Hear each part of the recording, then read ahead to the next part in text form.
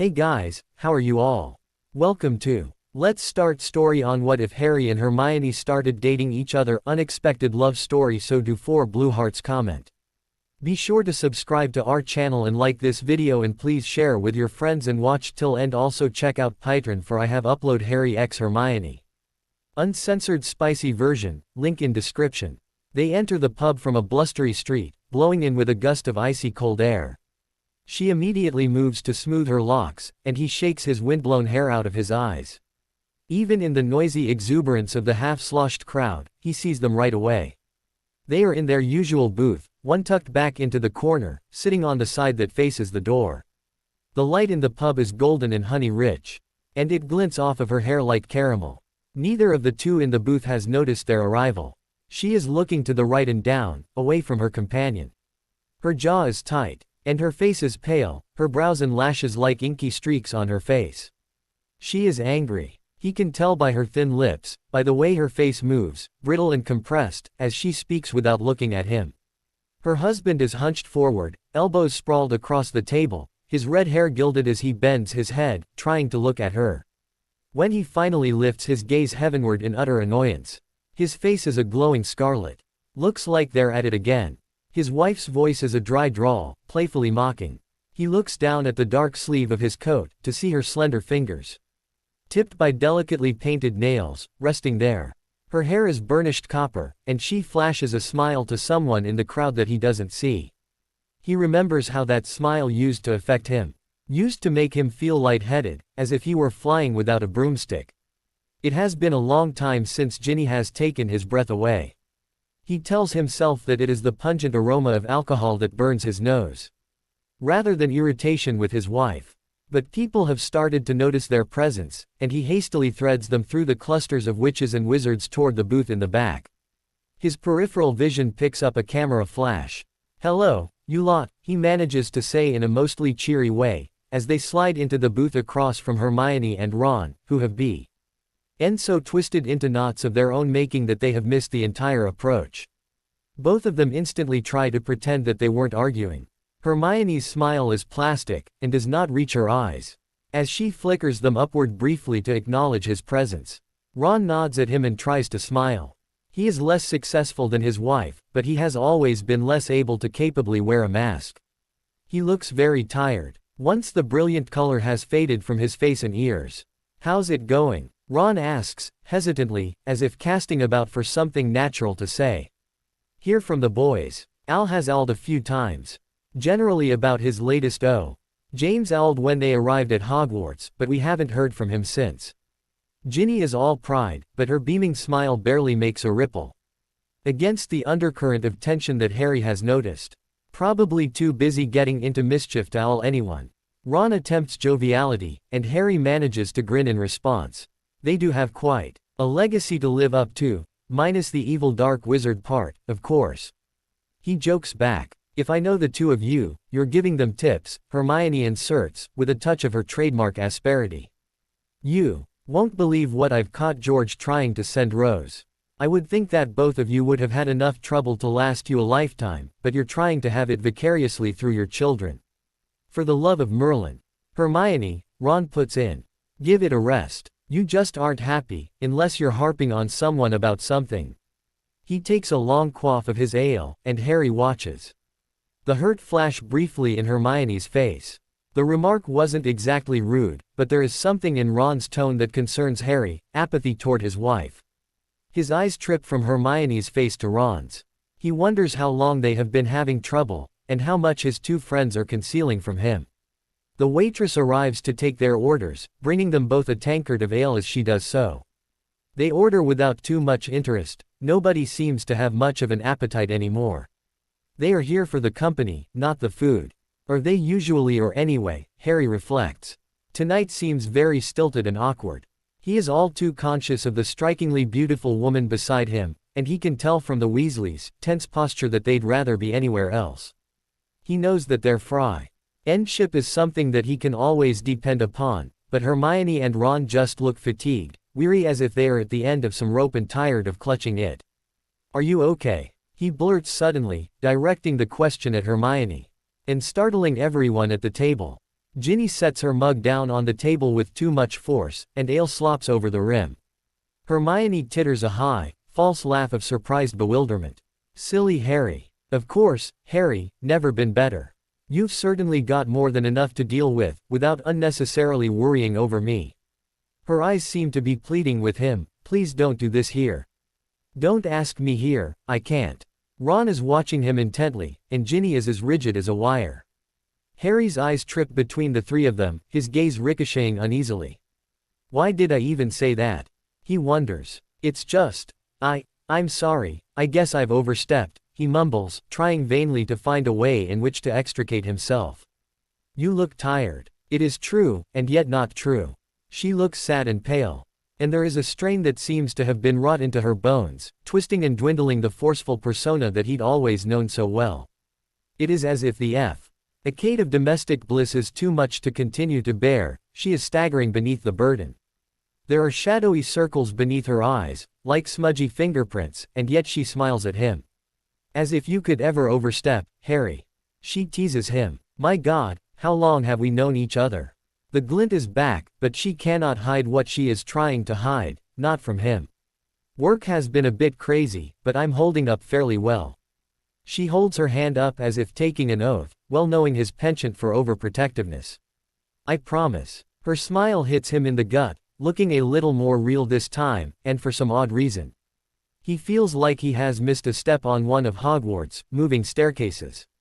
Ron still seems sullen, but as the refills of ale keep coming, he is able to carry on a reasonably civil conversation about Rose and Hugo, and they move on to the topic of some mad second cousin of distant Weasley ilk.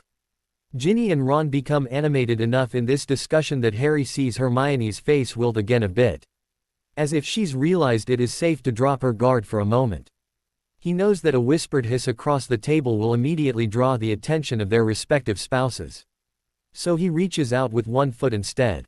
He doesn't want to kick her, so he moves slowly, finally feeling her foot, and sliding his ankle slowly past hers. She has on low heels, and he can tell by the slick way their lower legs brush that she is wearing nylons. She jerks her gaze up to him, startled, and her fork clatters noisily onto her plate. She stammers a little, as Ron and Ginny glance over at the noise with moderate curiosity, and her fingers are trembling as she tries to pick up her fork. She is trying to be nonchalant. Ron is distracted by the approach of the waitress, and decides to order dessert. Harry is a little concerned that he has upset her somehow, and he is not exactly sure why his nudging her under the table should have garnered such a response. There are brilliant spots of color in her cheeks. Now he's embarrassed her. All he wanted to do was make sure she was okay. I'm fine, Harry. He hears it ringing in his head softly, and it is his turn to be surprised. She obviously knows exactly what he'd been trying to do. He risks focusing on her face again. Are you sure? Her gaze drops again. For a long moment, she appears intensely interested in her shepherd's pie. And he thinks it is because she doesn't want to lie to him.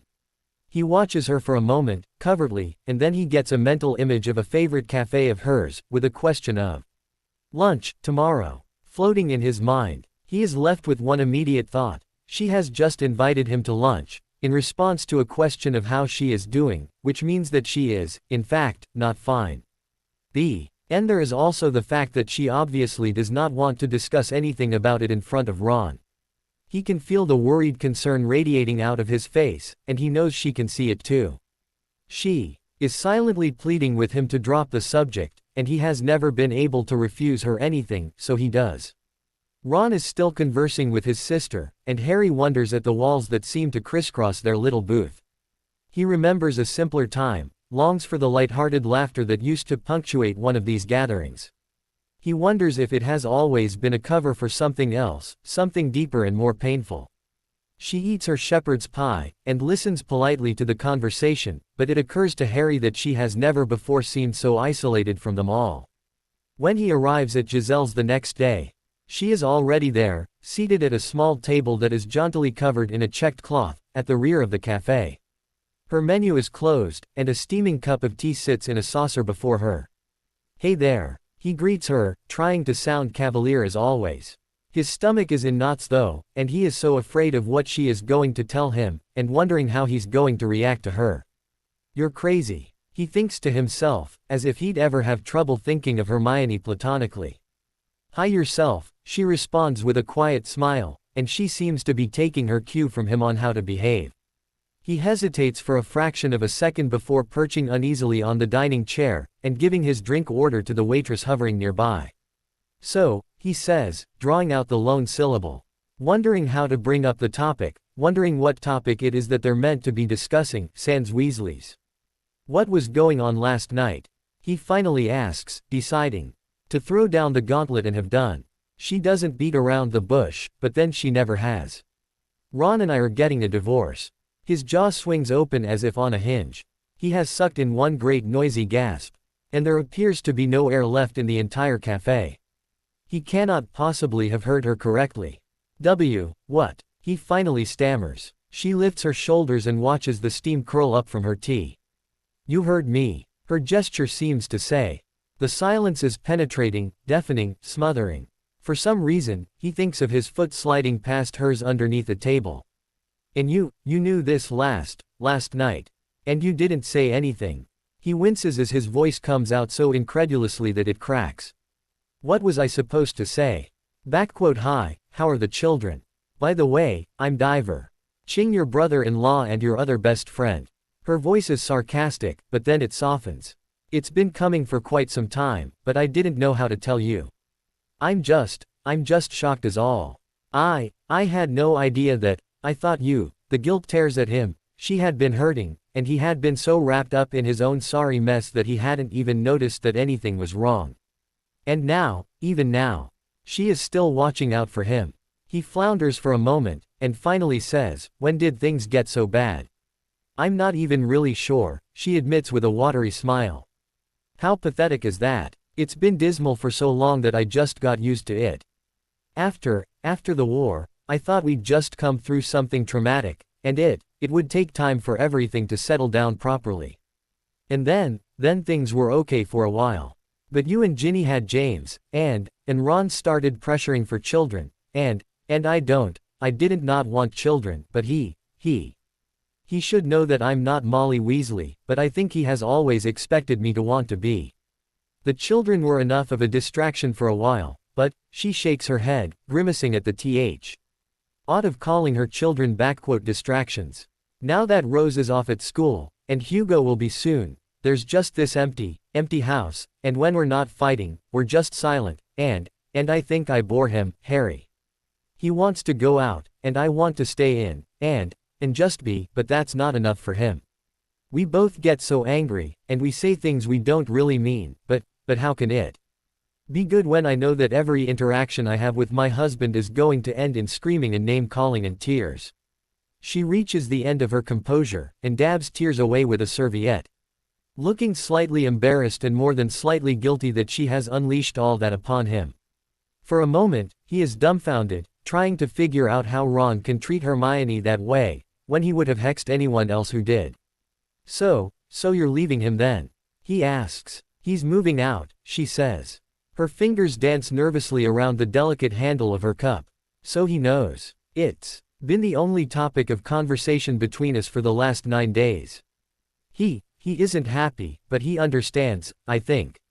Why now? He wonders. You've been with him for over 19 years. Did something happen? She takes a quick sip of her tea, and he thinks it is to keep from answering right away. He notices with surprise that the waitress has brought his coffee, but he has no idea when she did so. Hermione is looking teary again. And Harry is fearful, a knot tightening slowly in his stomach. Did Ron do something to you? He says slowly. It's not important, Harry, she inserts quickly, as if to ward him off. Like hell it's not, he retorts. Because if he hesitates, trying to reconcile what Hermione is telling him with his own perception of enthusiastic, easygoing Ron. There have been other women, she tells him slowly, and ludicrously, he is almost relieved, having been worried that Ron had hit her. His world has been so rocked off its axis by her announcement that he no longer knows what would or wouldn't be ridiculous. 2 that I know of, and maybe more. Harry puts his hands on the edge of the table, as if to push off of it and rise. But Hermione places a placating hand on his. Her skin is smooth and warm, where she has been holding her teacup. Harry, don't. How could he? How could he hurt you? How could he lie to you? How could he throw away the best thing that ever happened to him? The thoughts careen through his mind so quickly that he isn't sure which one should be given voice first. He's not like you, Harry. He's always been insecure. Never able to rest in my love, like you could with Ginny. I can't believe you're defending him, Harry snorts. I'm divorcing him. That's hardly a defense, she replies icily. Aren't you angry at all? He is curious. I'd like to hex him into next week just for upsetting you. Upsetting you? He allows himself a sardonic smile at the inadequacy of the word. I was angry, at first. She muses. I felt betrayed, rejected, still do, a little. I've wondered why I wasn't good enough, what I'd done wrong. She buries her face in her hands, for a moment, sighing.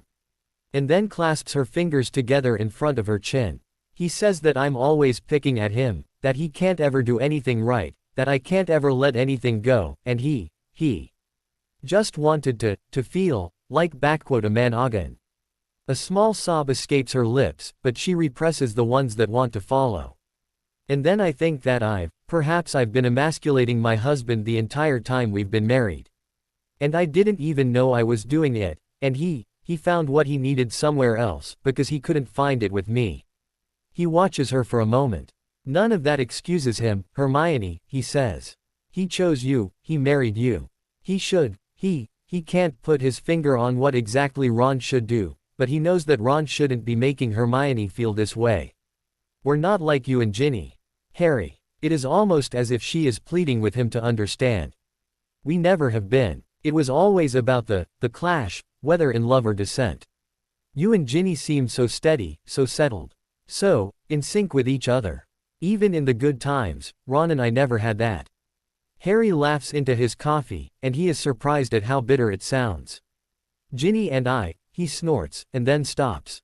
Not wanting to say more.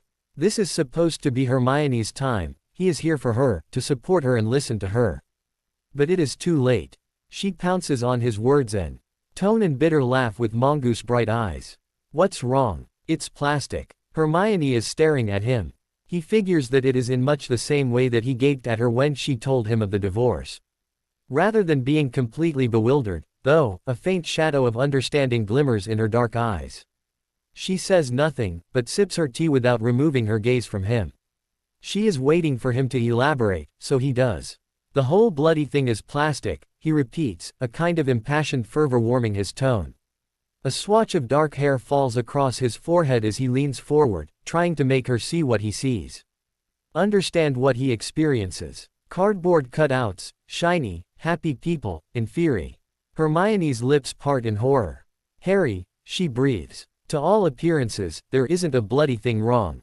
She's this dazzling bit of arm candy whenever I need her to be. She waves and smiles and loves every minute of the attention. She's never failed to make me look better than I actually am. She knows exactly how I take my coffee and what kind of sheets I like to sleep on, and she never forgets an appointment or an engagement. The house is always immaculate, meals are fabulous.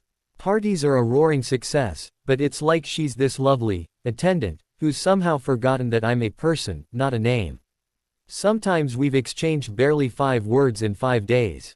It doesn't appear to bother her at all, and when I bring it up, when I bring anything up as a point of contention, she laughs, and says, Harry, darling, and changes the subject.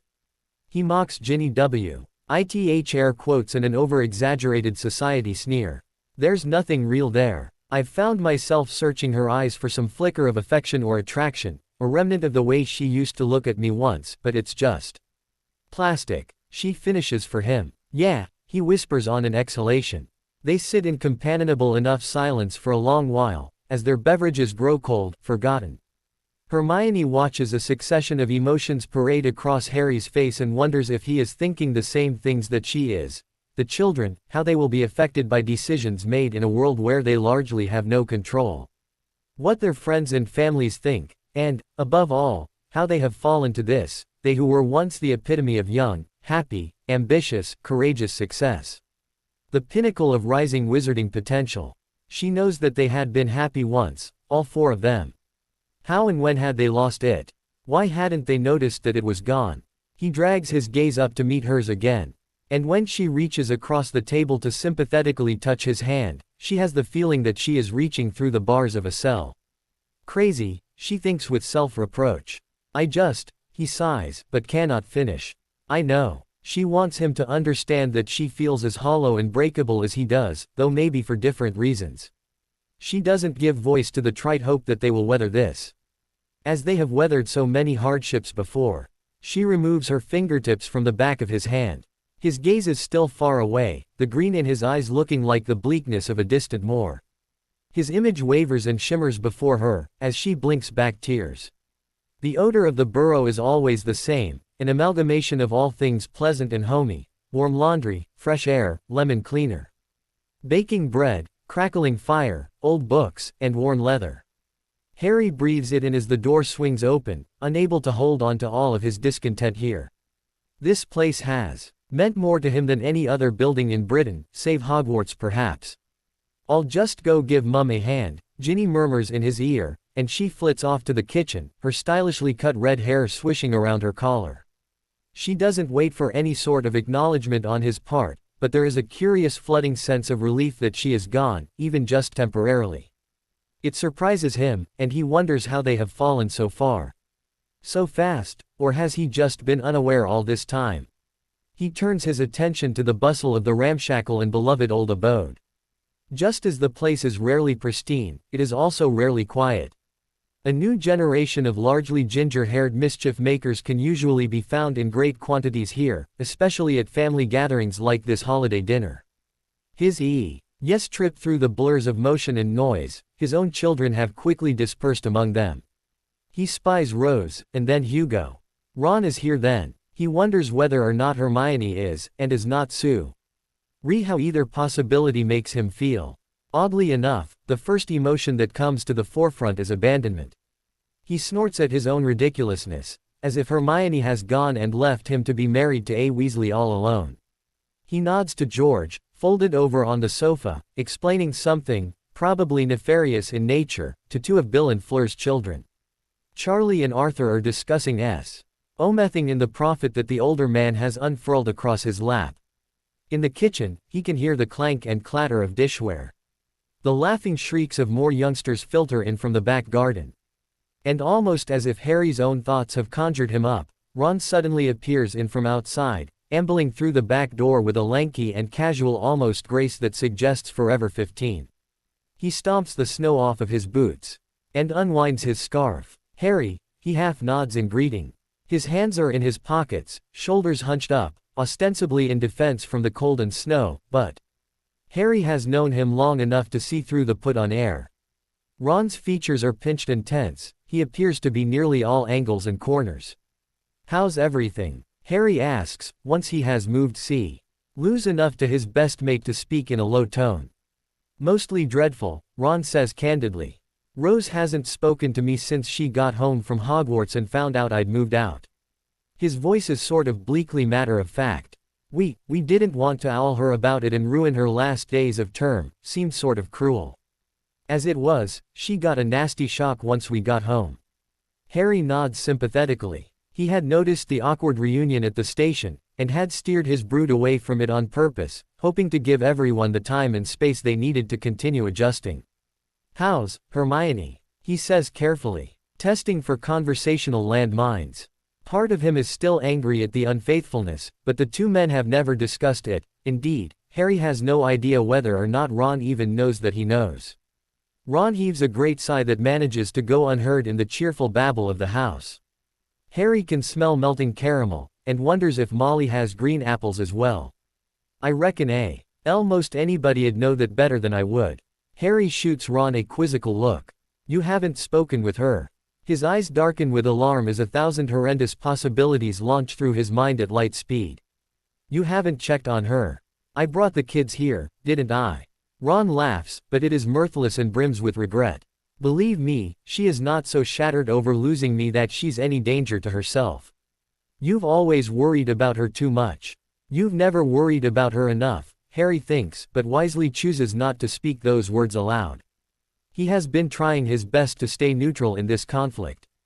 A difficult task considering his numerous in-laws and to whose side they naturally aligned themselves. You know how she is, how she's always been, Ron continues. Speaking in an almost reminiscent tone. She's got a persona for every situation, something she's researched and honed to perfection, dons them like bloody dress robes. There's work Hermione and Mum Hermione and Hermione with a cause. Turned on Hermione, now, there was an impressive one, when I got to see her, that is. Good God, Ron, I don't, Harry pleads, feeling almost sick, as he thinks of the other women Hermione mentioned. He half turns away, only to see Ginny come to a stop just behind him, proffering a goblet of a dark wine. Her teeth flash white, as he accepts the drink and leans down to kiss her cheek. Their movements are perfectly coordinated, but she moves away wordlessly. Absently, he watches the sashaying movement of her hips beneath the material of her green skirt. We're like a bloody magazine cover. Harry thinks, and he has to tamp down a rising tide of raging despair. Ron is eyeing him curiously, and Harry has a fleeting worry that his best mate has noticed something. So I have to watch you ogle my sister, but you can't listen to me talk about my wife. Ex-wife, Harry corrects thoughtlessly, and then winces with Ron's flinch. Sorry. He takes a too large gulp of the wine, and nearly chokes. Clearing his throat awkwardly. You were saying, Hermione was perfectly cordial tonight, when I picked up Rose and Hugo, Ron says. She was brisk and efficient. And was dealing with me like she does with any unpleasant but necessary duty. We were friends once, friends for more than 20 years. And it's like, I was an unwelcome stranger she found on her doorstep. It used to be my doorstep too. Ron is frustrated and scared, and this change has obviously loomed large and all too real over him. He is like a child realizing that he has actually broken his favorite toy. And that it is irreparable. Harry almost feels sorry for him, until he remembers Hermione in the cafe, nervous, sad, fiddling with her teacup. The warm smell of yeasty bread owes nothing to stop the bile from rising in the back of Harry's throat, as he watches Ron with a half-wary, half-challenging gaze. In the kitchen, the oven door bangs, and there is an excited clamor from the Weasley grandchildren. The aroma of sugar cookies wafts into the room. She told you. It is a statement of fact, not an inquiry, and it escapes through Ron's clenched teeth. Did you think she wouldn't? The question is a gentle barb, subtly reminding Ron of Harry's historical closeness with Hermione. I thought she hadn't. Because you're still alive. His words are light, but he is both joking and not joking. And Ron knows it. In a manner of speaking, Ron replies dryly. The two men measure each other for a moment. Ron seems to be assessing where Harry's ultimate loyalties lie. Harry is gritting his teeth, hoping to keep unwise words back, words that may severely harm, without doing any good at all. How could you, Ron? He finally has to say. If anyone else had hurt her, you know, we'd do time in Azkaban to pay them back. We swore to protect her when we were all still kids ourselves. And you, the one, even more than me, you're the one who, his words are garbled. Nearly incoherent in his effort to articulate the disbelief, the betrayal that he insanely feels on her behalf, while trying to stem his rising temper. You don't know how it was, Ron manages to say evenly. Merlin knows I'm ashamed of myself, but she, both of his hands run backward through his hair, clenching briefly in frustration. She has these preconceived notions tricked out in her mind of the way things are supposed to go, and when they don't, when I can't live up to them, the nagging and the carping and the stony silences. You should try living with her. No one could ever survive up on her pedestal except you, anyway. Harry wants to argue with him, wants to point out any one of the myriad of times when he disappointed her, but omething in Ron's words hits uncomfortably close to home. You should try living with her. A yearning surges up within him to have the opportunity to do just that, and it startles him badly. Ginny and her mother come out from the kitchen then, and Harry feels sure that his guilty impulse is parading itself across his shocked face. Couldn't you have talked to her? Let her know how you felt before us hopping into bed with whoever was convenient. His words are louder now, a little too loud, perhaps, as Charlie glances their way, and Ginny watches them, curiously and pensively tense. Ron's face is glowing. Chairs scrape across the scarred wooden floor, as the family begins to be seated. Delectable smells of roasted meat, hearty gravies, and steaming vegetables mingle deliciously. You can stand there and lecture me all you want to, Mr. Perfect Marriage, Ron hisses. It doesn't change the fact that Hermione, who can do no wrong in your eyes, failed at something, and that's what really chafes at you. You have no idea what you're talking about, Ron, Harry fires back, feeling backed into a corner. I've never said I thought Hermione was perfect. But she didn't fail at this, she was sabotaged. By you. Mrs. Weasley is talking more loudly than necessary in an attempt to cover their angry exchange. The children are bouncing around the room like happy pinballs, scrambling to sit by their favorite cousins. And do not seem to have noticed anything amiss. Ginny crosses the room, and loops her arm through his. Come on, Harry. It's time for dinner, she says, as if nothing out of the ordinary is going on. The smell of the food nauseates him. He pictures Hermione, sitting in her empty house, alone on Christmas Eve, and yanks his arm out of hers, more roughly than he intends. She stumbles a little, caught off guard. The family is staring at him, and he feels the heat rise uncomfortably into his face. I'm sorry, he mumbles at her. He cannot meet either her gaze or Ron's. I'm not hungry. The front door has banged shut behind him, before he realizes what he is doing. The night is crisp and star-studded, serenely silent under its new blanket of snow. The air is cold, and burns his nostrils as he inhales. He hunches his shoulders against the chill, and thrusts his hands deep into his pockets. For a fraction of a second, he is unsure what course of action to take. Should he go back inside? Pretend that everything is all right? Should he stay out here until he is numb, perhaps in every sense of the word, or until Ginny sends James out to look for him? He looks over his shoulder at the homey little cottage. The clamor of the meal muted and distant, light spilling like honey out into the snowy garden. He apparates away. She lifts wide, startled eyes to his when she opens the door. She is already dressed for bed, in comfortable, soft, knit pajamas, and her hair is scraped back into a haphazard ponytail. The scents of coffee and popcorn seem to hang in subtle clouds around her. Soft Christmas music is playing on the wireless, and he can hear the resonant sound of unfurling paper, as presents are wrapping themselves. Harry. She stammers a bit, the what or why. Oh, you doing here, coming across in the way she speaks his name. I'm sorry, he apologizes, although he's not sure what for. Her eyebrows crinkle together. Why? I shouldn't have come, you're all ready for bed, and… I'm fine, Harry. There is soft amusement in her tone. She holds the door open for him, and as he slides into the house, he can smell the fresh shampoo scent of her hair. He spears her with a glance. And she challenges him with an almost arch look. Isn't that why you've come? To check on me? To make sure I'm not sobbing all alone in my dark bedroom on Christmas Eve? He begins to feel discomfited. It sounds rather ridiculous when she puts it that way.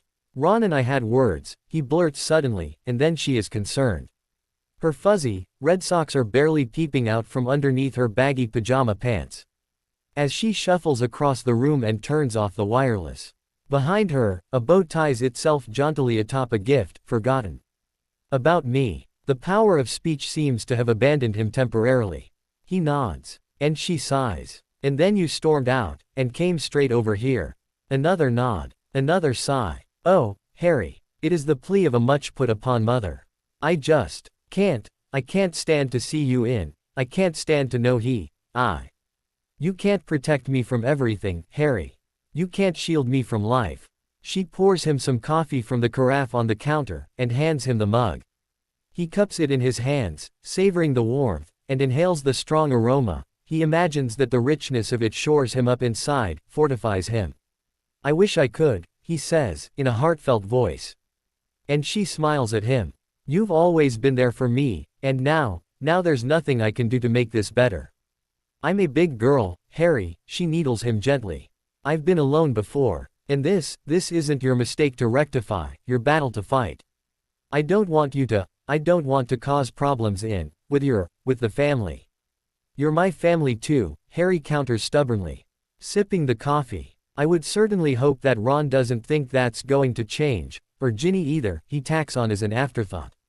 Hermione sets her coffee down with a soft chink on the countertop. I don't want to cause problems, she repeats, more firmly. She doesn't say between you and Ginny, but Harry knows that's what she means. We've been best friends since we were 11, Harry snorts. Why on earth would there be problems? They are silent for a moment, a long ago jab resounding in both of their heads. Don't pretend as if you know anything, eh? About Quidditch, Ginny has always been edgy regarding Hermione's relationship with Harry, though the two marriages seem to have tempered it somewhat. Well, Ron is her brother, Harry, she says matter-of-factly. It's only natural that the Weasleys will side with him. The detached way she pronounces the surname stabs at him. She has already assumed the mantle of an outsider, no longer one of them. You're still the mother of our nephew and niece. Still the mother of Weasley grandchildren, Harry points out. That won't change. She sighs a bit in concession of his point, and directs the wrap. Ped presents into position under the tree. Her wand arcs gracefully through the air. I even got him something, she says in a non sequitur. Stupid, isn't it? It's not stupid at all, he dissents softly. You were married for 15 years. She tries to force her trembling lips into a smile, and shuffles to the armchair, sitting abruptly in what could nearly be called a collapse. She slumps forward, folding over onto herself. And an escaped segment of hair swishes past her cheek, blocking her face. I miss him. The admission is so quiet and breathy that Harry almost doesn't hear it at all. He moves over in front of her. And kneels down, clasping her warm hands in his. He tucks the recalcitrant locks behind her ear, so he can see her, so she can see how much he aches for her, how readily he would ease this burden for her. If he could. Of course you do. You can't just erase the years you had with him. She is just barely touching the backs of his hands, her fingertips like feathers, whisper light. But she is not looking at him. Even though they are so close that he can detect the cinnamon in the coffee she was drinking, her gaze is distant. I wonder, she muses. If I've gone about everything the wrong way round. If I just wanted so badly for Ron to be what he's not, that I never appreciated what he was. You want to reconcile with him, then? His voice stays casual, but something inside him twists at the words, at the thought that she would take Ron back. He cannot identify why this would be so profoundly disturbing. She smiles at him a little, and shakes her head. It would never work. Maybe we shouldn't have ever, but then we wouldn't have the kids, and, well, they're worth all of it, really. We might be happy again, for a while, but it wouldn't be long before we fell back into our old routine, the yelling and the slamming doors and the things we've said to each other. Her head droops down into her hands again. The heavy silence is smothering. And Harry inhales a deep breath through his nose and teeth. You should come back to the burrow with me. She doesn't raise her head. Don't be stupid, Harry. Your family, he reiterates. You were family before the ring and the piece of paper, and you're family still. And if they can't see that, if they can't see how. He stops suddenly. She has lifted her head, and is gazing at him. Eyes shiny wet with unshed tears, lashes stuck together in starry points. He isn't sure how he was planning on completing that sentence, but somehow, he is certain that it would have been ridiculous and dangerously revealing. Revealing what? That you're alone in this house on Christmas Eve with your best friend, and she's divorced from her husband and you're disenchanted with your wife. And you need to haul ass out of here before you do something really stupid, a snide inner voice says in one panicked breath. Thank you, Harry, she murmurs, her voice raspy and tear-clogged.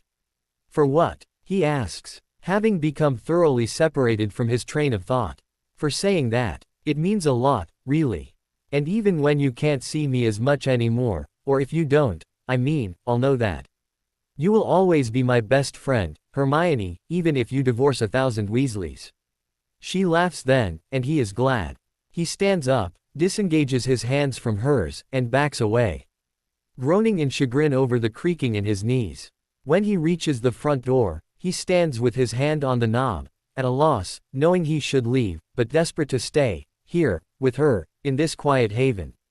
Where he feels like a real person again.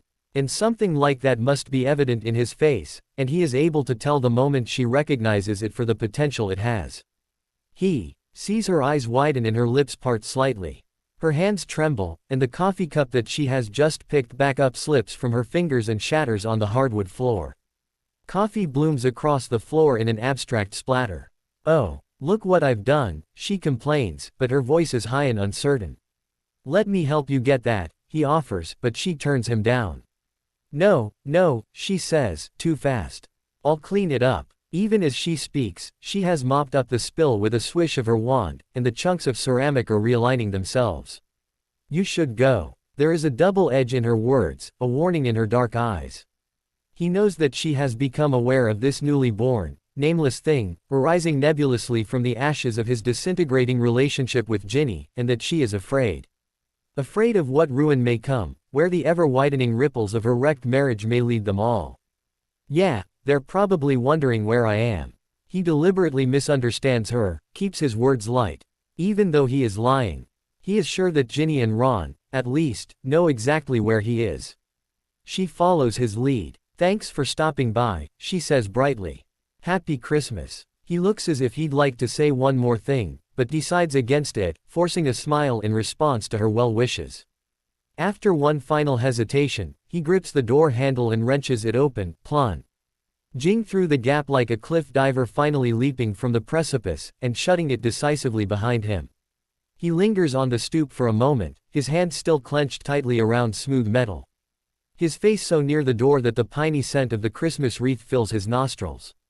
There is silence from inside for a moment, and then she has turned the wireless back on.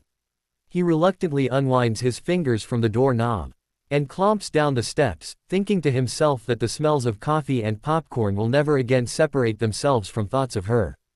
Ginny, I want to talk to you, Harry says. Hoping his deep breath dispels some of the trembling uncertainty in his voice, as he steps into their dining room. Sunlight is pouring through the arched window, adding a high gloss to the antique furniture and glinting blindingly from the facets of the ornate chandelier. His wife is giving instruction to one of their house elves, freed, of course, while a clipboard hovers in midair. Quill racing across it without a writer. Over on the enormous sideboard, there is a chorus of metallic rings and rattles, as the silver polishes itself. Of course, sweetheart, she says automatically. Pausing to eye the clipboard critically. A swirl of her index finger sets the quill in motion again. But the Wizengamot convenes in 15 minutes. It'll take you at least that long to get through the traffic in the atrium. It can wait. Something in his tone snags her attention now, and she turns more fully towards him, dismissing the elf. Is something wrong? Was it the quiche? That was a new recipe. But Hannah recommended it, and she's such a good cook that. Ginny. He almost shouts, interrupting, and the name echoes cavernously off of the vaulted ceiling. She stops speaking, wide-eyed, and waits. Have I really been that much of a monster? A monster? She doesn't understand, and lets out a little laugh, confused. Of course not, Harry. What are you? We haven't spoken in 3 days. Except for your telling me where we're supposed to be when. And when I finally come in to talk to you about something, you immediately assume I have a complaint about lunch. She is flustered, and she grips the back of a dining chair, absently running her fingers along its carven back. I'm sorry. For God's sake, Ginny.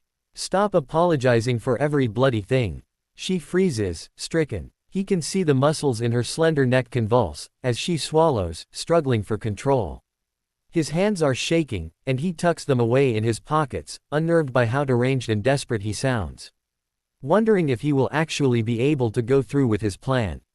What happened to you? He asks, and his voice is a hoarse whisper, scraping at his tongue and palate on its way out. Happened to me, she echoes him with incredulity.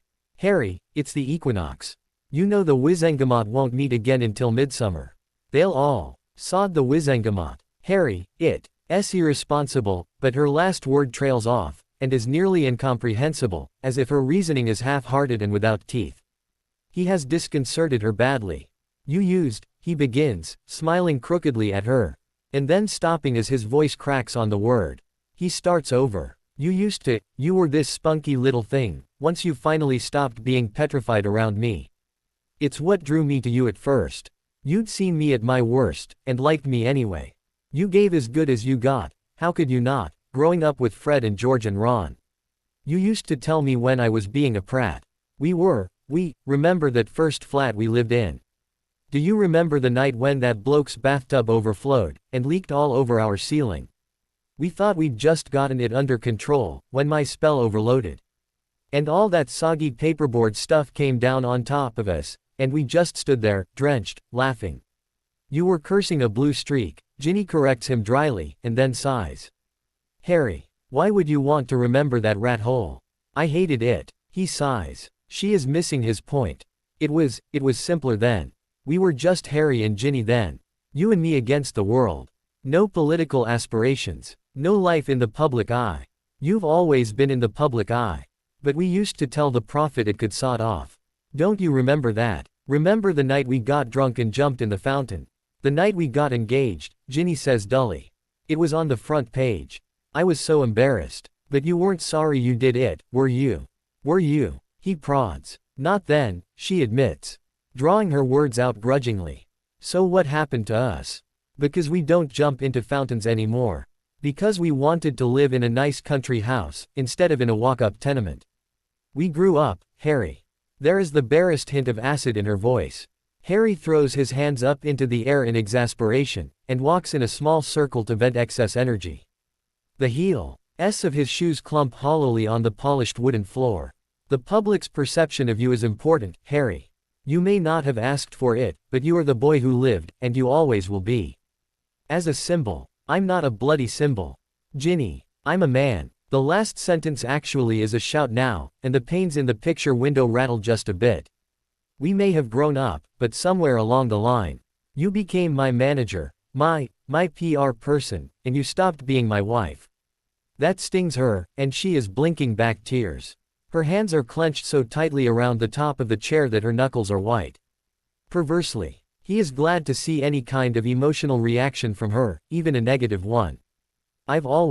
We painted James's nursery together, remember? Just us. I stepped in the paint tray. As I came off the ladder. Vague amusement tints his voice with warmth. And yet, the remembrance of past oneness pains him, makes the aching absence of it now all the more noticeable and agonizing. It took us 2 hours of scourgifying the new carpet to clean up the shoeprints. It was like a little Quidditch pitch, Ginny says dreamily, a wistful smile making her look even younger. He had a mobile made out of snitches. Last month, did you paint the parlor that color because you liked it, or because that was what the decorator said to do? With all of the dark wood, he said that it would highlight the. She stops abruptly, as she realizes what she's said. He presses his point. It's as if your goal is to make sure that people approve of us, that we dress and have appropriately enough for the cover of which weekly. It doesn't matter whether or not we're happy. I am happy. And I want you to be happy, she vehemently protests against his claim. Aren't you happy? He makes himself meet her gaze. And when he doesn't speak up right away, he knows that she knows what his answer is. I'm not. His voice breaks a little on the words. He wants to stagger under the burden of the heavy silence that ensues, but he manages to remain upright. She sucks in a sharp breath at the implications, and slumps over the chair, clearly using it as a crutch to keep herself from completely collapsing. She has always worked to stay fashionably thin, but here, she seems all shoulders and bony joints underneath her jersey dress, as exquisitely wrought and as breakable and fragile as an ice sculpture. What can I do? She is grasping for a modicum of control. He half expects her to begin scrawling notes on the clipboard. I don't know, Ginny. I don't think this is something that can be solved with a flow call to the right people, or a consultation with some expert. You've given me everything I've ever wanted, but not the things I needed.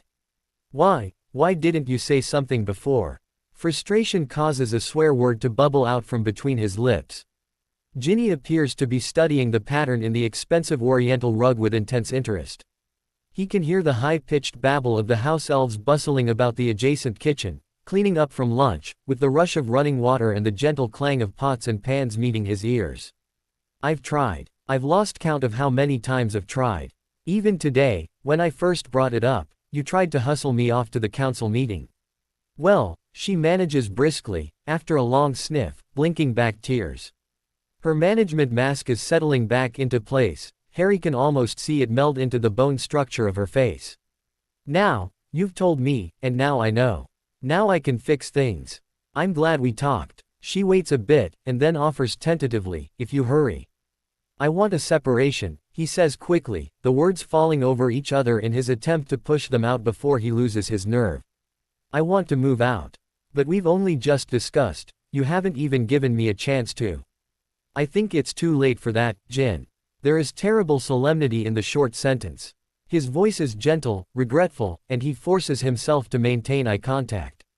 Her knees actually do buckle then, and he finds himself suddenly beside her, hooking his hands beneath her elbows, helping her to remain standing. He feels horrible, almost sickened by himself, like someone nasty and selfish, who has everything, and still cannot find it within him to appreciate it, to be happy. Ron's going to kill me. If Bill doesn't beat him to it, he thinks. Oh, Merlin, I can't. She is speaking in queer, catchy little gasps. One hand is splayed across her sternum, as if she is making sure her heart is still working. It's only a trial, only to see, he finds himself saying, even though he knows it is more than that. Finality is more than he can do to her right now, even if false hope is cruel. He is not sure she believes him anyway. Do you know what people are going to think? What they're going to say? What is this going to do to my family? To the children? Her singular possessive irritates Harry, as does the priority with which she lists her concerns. He moves away from her. If you had only reversed the order of what you just said, he says, shaking his head. She has made him doubt his decision, but his determination flares anew. Your family has been my family for over 20 years. Ron was the very first friend I ever had. If you think that I haven't thought about what this does to them, that I haven't agonized over this for months, then you really don't know me at all. And the children, they're the most important people in the world to me. And that isn't going to change. I plan to just as accessible and available to them as I always have been. I know it's not going to be easy for them, but if we make this amicable, as much as we can, then, is there someone else? She asks, suddenly, and he stares at her like she has just sprouted a snarkack's horn. It takes him a moment to realize what she means. No, there's no one else, there's never been anyone else. Hermione flashes through his mind briefly, and he thinks guiltily that what he said is, at least, mostly true. It's not about that. I understand that with celebrity, it might be harder to, there would be opportunities. Ginny's eyes are innocently wide, she sidles toward him, keeping her tone placating. Trying to offer him forgiveness for uncommitted sins. Bloody hell, Ginny, you really are unbelievable. You would really rather think that of me, than shoulder any of the blame for this. Would it make you feel better if you could go crying to the prophet about being the wronged wife? Of course it wouldn't, she mutters, bracketing her forehead with one hand. Nothing could make this any better. I just thought. She seems to consider her options, whether or not her thoughts should be given voice.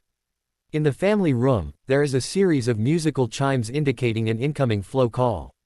They both ignore it. The distinctive crack of elf magic snaps from the kitchen, as one of them goes to take a message. Tell me, Ginny, what did you think? There is light sarcasm in his voice that he is not quite able to edit out fully. She takes a deep breath, seeming to gird herself up for what she is going to say next. You think that Hermione and I. The righteous indignation in his tone is believable, although her words do hit him a little too close to home. He has seen Hermione only twice since Christmas, and both times the visits were awkwardly and carefully cordial. Ron had been easier. Harry had apologized for his behavior on Christmas Eve, and the two best mates had been able to nimbly avoid any further use of their marriages as topics of conversation. No, I don't think you'd do that to Ron. She says pointedly, making sure Harry realizes that she did not say, I don't think you'd do that to me. But I do think you might have talked to Hermione, Woe have always been as thick as Slytherins, and maybe together, both of you realized what a perfectly brilliant idea it was to sever ties with these terrible Weasley spouses once and for all. Bitter. Ness drips thickly from her voice like venom. Ginny, did you talk to her about it? About us, before it ever even occurred to you to let me know that something was wrong? Her eyes are piercing, demanding the truth. And Harry can't help but think that she does deserve that, at least. Yes, he finally sighs. Get out. The ultimatum comes before the sibilance of his admission has even died in the acoustics of the room. Her words are quick, sharp, fired at him like two expertly aimed projectiles. Oh, I'm going, he assures her, his temper flaring up to match hers. But, yes. She arches her eyebrows impersonally. And Harry suddenly understands what Ron had said at Christmas about Hermione's business-like manner with him. Hermione had nothing to do with any of this. This is our mess, our failure. No blame needs to be placed on her, or on anyone else. I just want to make sure you understand that. You always do look out for her, don't you? Ginny's statement is accurate, and Harry feels his nostrils flare, as he meets her gaze evenly. Perhaps he deserves that, but he has had enough. He feels a sudden and nearly overwhelming urge to wash away his problems with fire whiskey. I'll owl you about letting the kids know. Merlin knows we'll owe them a face-to-face explanation, and I'll send for my things, he says shortly, turning on one heel and making for the apparition point at their front gate. As he crosses the threshold, he hears one small, harsh sob, obviously torn from his wife against her will. There is an almost infinitesimal check in his gait, his eyes close briefly. As his stomach clenches in self-recrimination and loathing, he is nearly down the front path, when he hears the sound of something, several somethings, shattering in quick, explosive succession. He wonders if it is their wedding china. A kind of wistful satisfaction wells up in him then, as he remembers the firebrand that Ginny used to be. There's my girl. Harry has lost track of exactly how long he has been sitting there, crunched into half a person, feeling like half a person, elbows on knees, forehead resting on the smooth, flat wooden back of the pew in front of him. The cool, gray interior of the church is soothing, the solitude so intense and total that it is nearly audible. It seems to coat his skin like a tangible presence. Are you all right? The voice, with a kind of muted resonance there in the empty church, surprises him. He jolts noticeably, and casts a wary look over one shoulder. Recognizing the voice and verifying its owner's identity does not help him relax. For now, he hedges. And sits up, scooting further down the empty pew, allowing his father-in-law to take a seat. I'm not here to cast any unforgivables, Harry, Arthur chuckles slightly, but there is regret lurking beneath. He leans into the corner of the pew, and stretches his other arm along the back. The wood creaks in protest at its joints. Did Ginny tell you? Harry swallows noisily, almost afraid to hear the accusations and recriminations that are surely coming from the man he has long looked on as a father. Not in so many words. She came barreling through the flow with Lily, all soot and tears. Collared Molly, the older man mimes tackling someone, and then silencioed the kitchen. She was pretty much hysterical, Harry. Nothing she said even sounded like English. Even before the spell went up. Harry understands what Arthur is doing then. He is giving Harry the opportunity to give his side of the story, to explain things without fear of bias. Who has Lily? He asks first. She's with George. Harry inclines his head a bit in acknowledgement, then clears his throat. The sound bounces around the house of worship, and Harry fixes his gaze on T. He flickering candles scattered throughout, hoping to find some kind of inspiration. Colored light, dyed from its journey through the stained glass windows, is splashed about the stone floor. The filtered sound of outside traffic barely reaches them. Harry ponders with a kind of detached amazement that people are still going about their business, absolutely ignorant of the state of his marriage, but knows that it can't last. He wonders if he could just stay in here forever. Sanctuary. He thinks of the hunchback in the old story. Despite his careless front to Ginny, he is aware of his status as a hero and role model. And he has consciously striven to live up to it.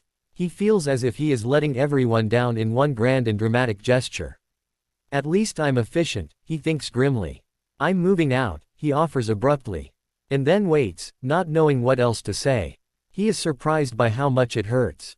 Arthur sighs and nods, as if Harry has given him confirmation.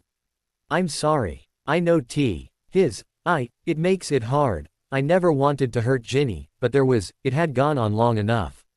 We're like strangers, or employer and staff. I think it's really over. Again, he is GHT off guard by the physical pain the admission brings him, like a fist in his gut. I can't think how I misjudged everything so badly, we were happy once. He turns almost pleading eyes to the Weasley patriarch. As if he needs someone to validate it, to prove that he has not, in fact, imagined his erstwhile ease with Ginny.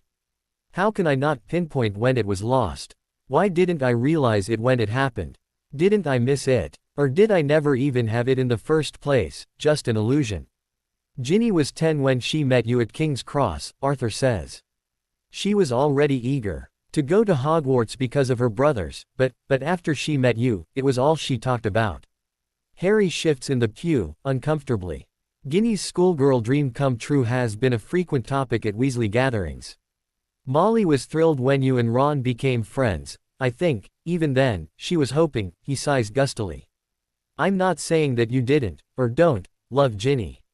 I think you did, maybe still do. On some level. But ever since you were introduced to the wizarding world, you've had to shoulder all these expectations, and you've always fulfilled them to everyone's highest standards. Falling in love with Ginny was expected of you, marrying her was expected of you. He lifts his shoulders slightly in a voila gesture. And so you did. Got rid of Voldemort, married your best mate's sister. And everything's wrapped up all nice and tidy. The misery in Harry's eyes is all too apparent. I'm sorry, son. You'd been through so much in those days, and perhaps we burdened you with our dreams and desires. Without even realizing it. Arthur, I was legally an adult. I'd been making my own decisions for years. I wanted to marry Ginny. Somewhere along the line, we changed. She can't see past the image anymore, and I'm tired of trying to catch her attention. He finishes lamely, feeling soul-weary. Had you up there long enough, has she? Sir. Arthur's inquisitive observation has astonished him. On your pedestal, he answers. I can understand, Harry. It makes me ache for my little girl, but I do understand. Arthur's voice creaks a little. And it reminds Harry how much his father-in-law has aged since the loss of one of his sons with the end of the war. A warm rush of gratitude flows through him. Thank you, Arthur, Harry says. I was afraid. Of course. You understand that we'll have to be looking after Ginny right now, supporting her in all this, and the children, of course. Arthur sighs again, shaking his head slightly. First Ron, and now Ginny. Harry can discern what Arthur is not saying. He is on his own. Perhaps, given enough time, the wounds might heal, but, no offense to Harry.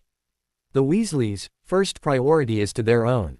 He thinks of the burrow at Christmas, the happy glut of people tumbling over one another, voices and goblets raised, and feels as if he has been shut up under the stairs once again. I've already gotten more than I thought I would with just your understanding. I certainly don't want to cause Ginny, or anyone else, undue hardship, given everything that's already happened. Arthur smiles at him, and it is a real smile, and this both heartens and hurts Harry. The older man grips Harry's shoulder with the hand extended along the back of the pew, in a gesture of support. He seems sorry that he can't do more. How did you find me? Harry wonders suddenly. He supposes that it wouldn't a masterful deduction, to search for him here at the church where he and Ginny were married. But he is surprised that Arthur thought of it. I flowed Hermione, is Arthur's simple answer, and it knocks Harry's world, misaligned as it is, even further awry.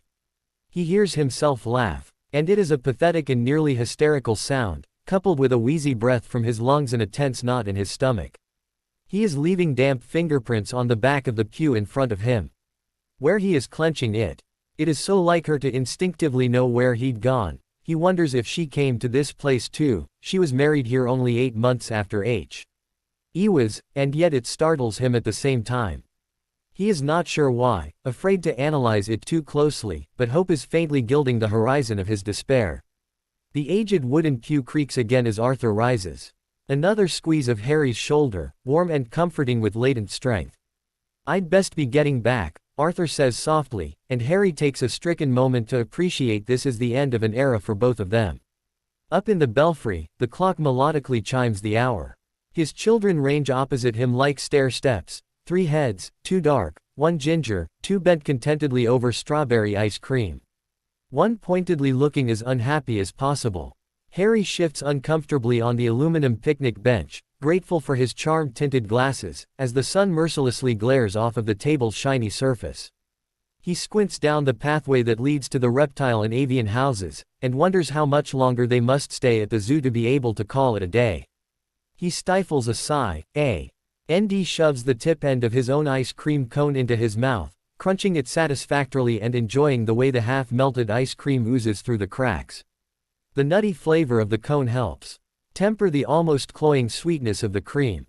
James is spooning the last liquid dregs from his cup, having made the decision that an ice cream cone was beneath his dignity and maturity. He tosses his utensil and container into a nearby waste bin without looking, and leans across his brother to playfully tug his sister's pigtail. "Mind your cone, Lil," he admonishes her. She is not fast enough for the warm afternoon. And her cone is dripping copiously over her already sticky hand. Albus nudges against James in irritation, and James leans in again just to annoy him further. "What's your problem anyway?" Al's pointed look across the table is telling. Harry sighs, and swallows the remnants of his cone too quickly. The jagged edges go down his throat almost painfully. He stifles the urge to cough. "What should we go see next?" he asks, determined to keep up the facade of a happy family outing, even as he feels a headache tightening its grip around his temples. "Come on, Lily," Al says, as if Harry has not spoken at all. "Let's have a look at the snakes." The taunt is not at all subtle, delivered with the heavy-handed cruelty of a wounded almost teenager, but it still stings. Lily R's oblivious to the undercurrents of tension, and, standing, happily takes her brother's hand. "We'll be right behind you," Harry says, but drops his head forward into his hands, as soon as his 2 children have passed out of sight around a bend in the walkway. Al's being a prat, James points out the obvious. "But he'll get over it. Have you?" Harry asks him suddenly. James does not answer right away. But after a moment of pondering, his head cocked slightly to the side, his dark hair a brushstroke across his forehead, he responds with an expansive shrug. I dunno, Dad. I reckon I'd change it all back, if I could. But it's not like. Not like what? Not like I didn't see it coming, James says hesitantly, then drops his eyes. Harry reaches for Lily's mostly empty cup of lemonade. More for something to do than because of any real thirst. He slurps noisily through the straw, but the drink is bitter and unsatisfying after the sugary ice cream. How? Is all Harry can get out. I don't know. I'm not sure it's anything I would have noticed if things had just kept on going, but you started looking twitchy. At the photo ops and things. Like you wanted nothing more than to bolt for the nearest exit and never look back.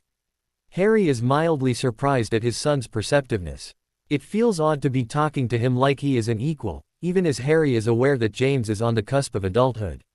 "I'm sorry, son. I can't help feeling that I've done you, and your brother and sister, a disservice that perhaps I should have.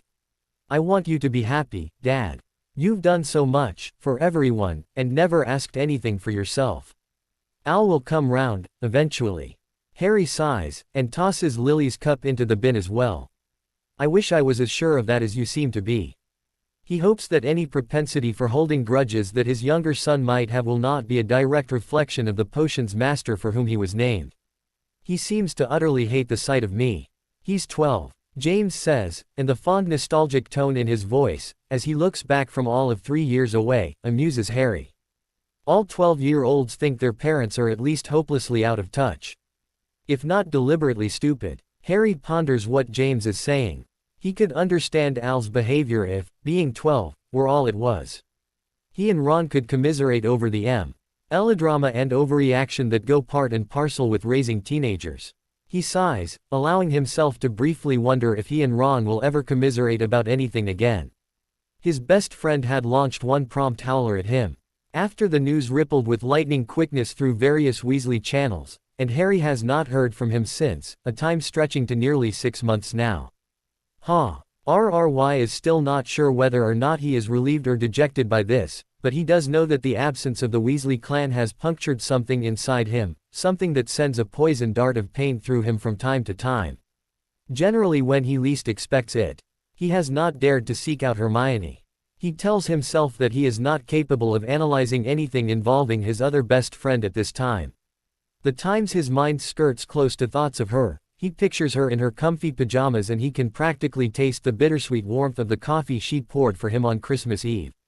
In this direction, there is danger, he reminds himself. "Dad, can I ask you something?" James jolts him out of his introspection, and the worried tone fully snags his attention. He raises his brows expectantly. And waits. You won't get mad or anything, will you? For asking me a question. Harry's tone almost laughs off the prospect. You know you can always. Did you cheat on Mum? James shoves the words out quickly, before Harry can finish his sentence.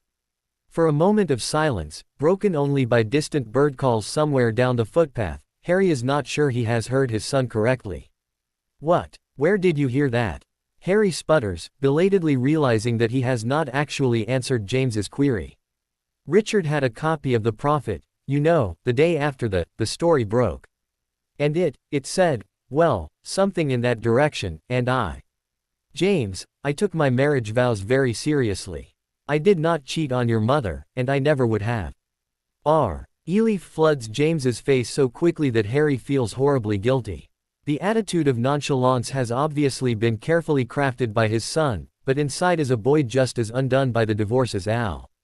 Thankfully, Lily seems largely unaffected, too young to realize the ramifications, perhaps, and too grateful for any time that she has with him to harbor grudges. A thought occurs to Harry, and he poses his own tentative question. Has your mother said? No, it was strictly that article, obviously rubbish. Mum is, James' face betrays the struggle for proper words. She's trying to take the high road. And she's keeping herself busy.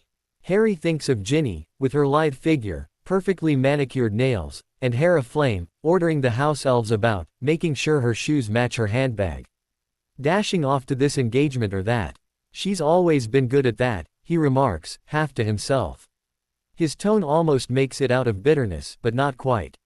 He supposes that he is not really taking the high road.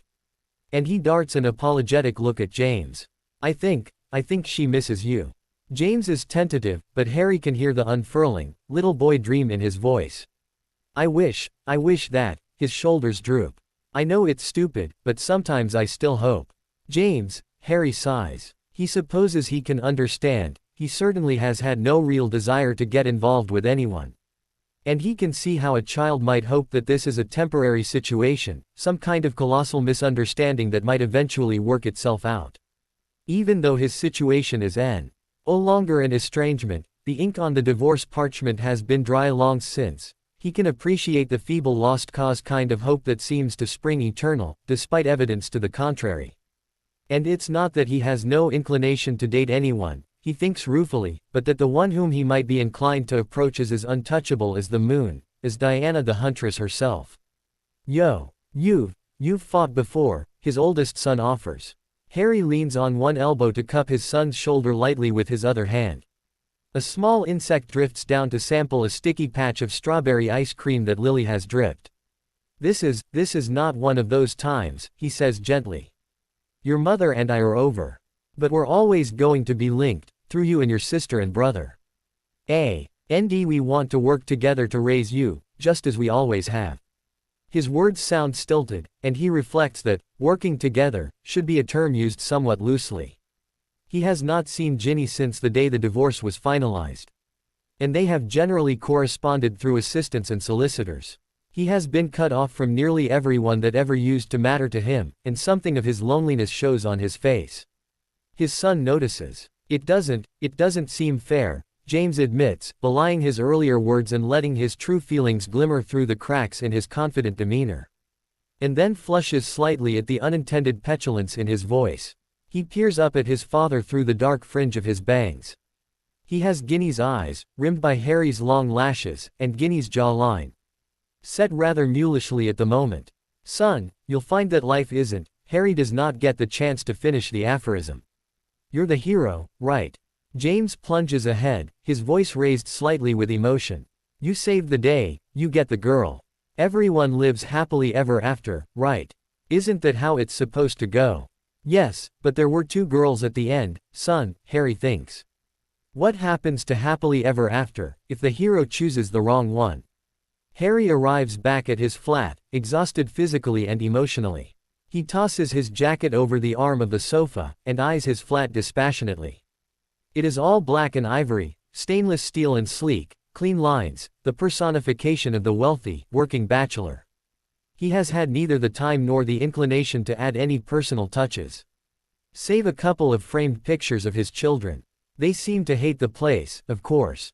James and Lily tread lightly throughout, as one would when one is a guest in someone's home. They clearly have not begun to come to terms with the fact that, while their home is no longer his home is sometimes theirs. Al makes himself almost too comfortable, sulking all the while, as if hoping that poor behavior will get him sent home. Harry has been sorely tempted at times, but has never done so, partially because he believes that it is what Al wants, and partially because he feels that Al's rudeness is something he has brought on himself, a penance he must pay. He is still hot and thirsty from the trip to the zoo, and he moves immediately into the kitchen, reaching into a cabinet for the decanter of fire whiskey in a glass.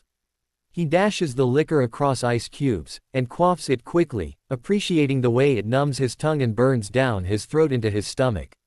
He tosses the ice in the sink, and drinks the next glass neat, as he opens the refrigerator, which is mostly empty save for a jar of mustard, olives, and a half loaf of nearly stale bread. He recalls a pair of steaks in the freezer, and pulls them out, casting a defrosting charm on them, as he decides to slow the drinking down and switch to butterbeer. A singularly good marinating charm later, he'd learned it from Molly Weasley, and this brings him a pang of sadness, and the steaks are on the broiler. He has finished his first bottle of butterbeer, banishing it to the bin, and summons a new one from the refrigerator without looking, as he pokes at the steaks with a fork. Shattering glass startles him, as a fine mist of buttery liquid sprays his glasses and shirt front. He has misjudged the trajectory, and the bottle has crashed into a small support column that separates the kitchen from the sitting area. He curses to himself, as he removes his glasses and attempts to clean them. At the same time, his front door bursts open, revealing a concerned Hermione Granger, who is halfway through the room before she realizes that she has entered without so much as a "by your leave." "Harry, are you all right? I heard glass breaking," she offers as an explanation. "Mistimed Accio," he replies succinctly. "Fancy seeing you here." The tone is light, teasing, when in truth, he cannot believe that she is actually here, despite what his senses are telling him. "I was just in the neighborhood," she murmurs inanely, pretending not to know that apparition has made that an obsolete reason for visiting. There is more silence, not awkward exactly, but tentative, broken only by the sound of sizzling meat. "That smells good," Hermione remarks, at the same time that he says, "There are 2 steaks on. Do you want to stay for dinner?" She laughs at their congruity, and he blinks at her, surprised at himself for so casually offering a meal. And why shouldn't it be casual, he wonders, we're best friends. Have been for years. Hermione does not answer right away, but has occupied herself by perusing his refrigerator. "This is a disgrace," she says. "Your icebox is empty, but your liquor cabinet is full." She is dancing the fine line between teasing and serious. "I've had a rough year," he says bluntly, darting a disgruntled look at her. "Haven't we all?" Her tone is cryptic. "I'll be right back." She pops away with a suddenness that recalls their erstwhile comfort around each other. Harry tends the steaks, and tries to think of how he will carry on a normal conversation with her. He probably made his feelings about her laughably clear at Christmas, even though they are still somewhat nebulously defined to him, and now they are both free, he hesitates to even think the word, in the eyes of the world, but not in the eyes of the Weasleys, or of their children. Indeed, to those parties, they may never be seen so. Their position seems dangerous, their status tenuous.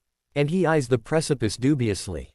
When Hermione arrives again, Harry has cleaned up the broken glass and the spill, and the steaks are ready. She drops a canvas tote bag on the countertop, and begins fishing items out of it. "I can go grocery shopping," he reminds her. "I know you can," she returns, just as snippily. "But you don't as implied, but in spoken. I didn't go to the market. I just popped back home and nicked a few things." She withdraws the fixings for a salad, buttered rolls ready to be heated, and what looks like some kind of cream-topped dessert. "You don't need to go. To all this, is that Molly's vinaigrette." He loses his train of thought as she removes a small ceramic, cork-stoppered carafe. She smiles at him conspiratorially, seeming to highlight their ex-Weasley status. "I saved the last bit. And reverse-engineered it. I think I came pretty close. I can't wait to try it." His comment leaves his mouth in a completely innocent way, but it lands oddly in the room, and they both flush. Hermione clears her throat, and turns to set the table. Harry shifts his weight from foot to foot, and turns to retrieve a bottle of wine from the well-stocked cabinet. They are seated at the small round dining table, wine poured and food served. Hermione broaches the topic of how his children are doing.